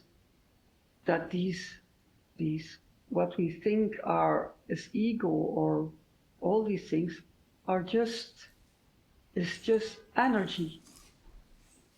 It's these energies that is like flowing in your body, like, and in your head, and all these all together. It's like this package, and I felt really like for a short time going with it, and then I felt no, I want to stay.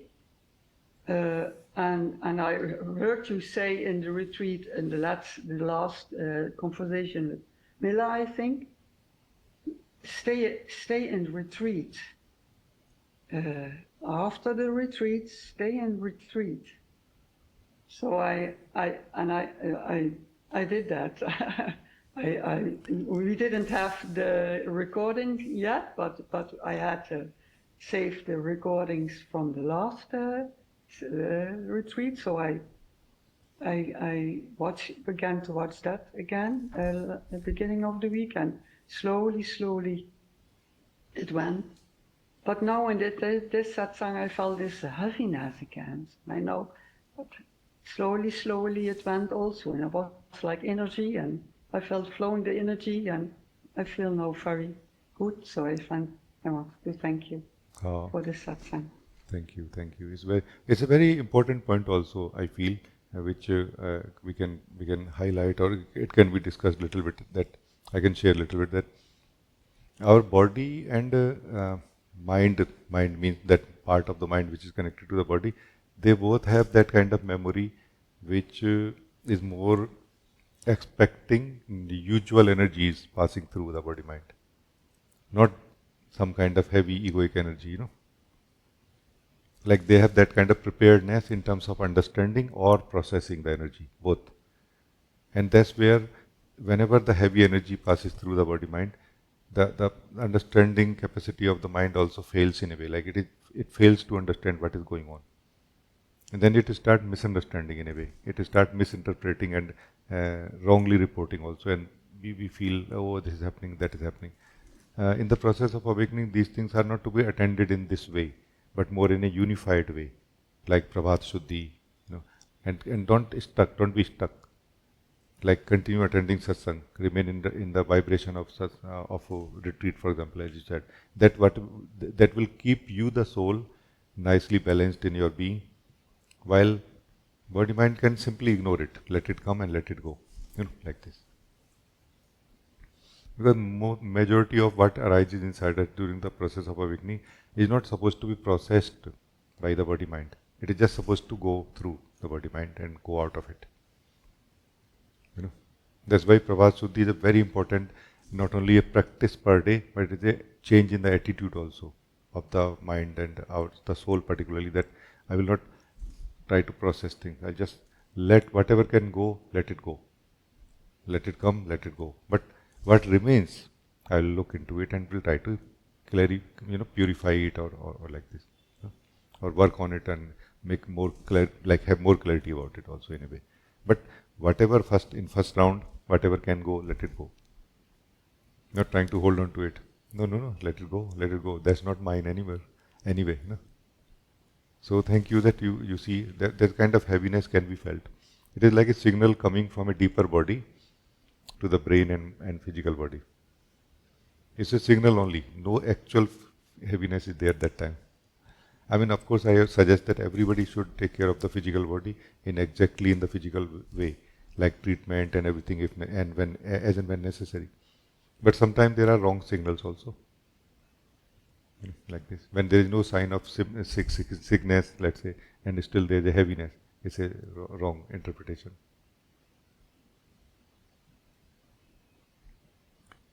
As you will allow yourself to walk, let's say, in the presence, in the wholeheartedness, in the samagrata, you will see, hey, where is that heaviness gone? It will just simply disappear. Or not found in a way. Like, what was happening? Like in Hindi we have a word, Tantra. Tantra is like a lightweight hypnosis. We get into that kind of lightweight hypnosis for the time being. Like. And then as you move, oh, it's gone, like this. But if we create a problem out of it, it's going to take a long time. Because we will be fixing things which are not the problem. And like this, messing up with the present energy, which was already harmonious in the first place. So it's very important to, not just take out our toolbox and start fixing things so easily, so much, no? So I think it's very good, thank you. Sometimes are we not feeling that heaviness when we have gone to a party, let's say, and we enjoyed, danced and rejoiced and had very beautiful time, and then next morning we feel heavy or not? And this happens quite a lot when the soul is living very intensely the joy and truth of life in you. The body mind may feel tired without knowing that what is happening. Where is the party? I did not go to the party, like this. Again, wrong interpretation. By the mind, by the body,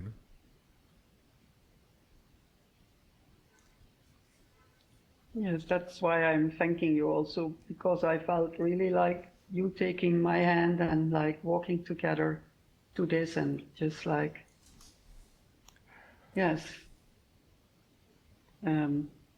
go through me or the body or whatever, and at the end it's all good. Oh yeah. Yes. Thank you for listening. Thank you for following. All the sharings have that kind of vibration also, as you used very well. No? Yeah. Thank you, Rajee. Oh, thank you. It is the prasad of my Guru actually, which you are tasting and enjoying and benefiting so much. It's just so amazing. It's pure light of truth. It's pure love of the soul of life.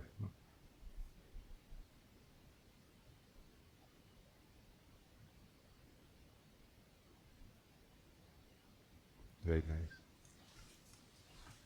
So I think it's a good time. We will end this meeting now.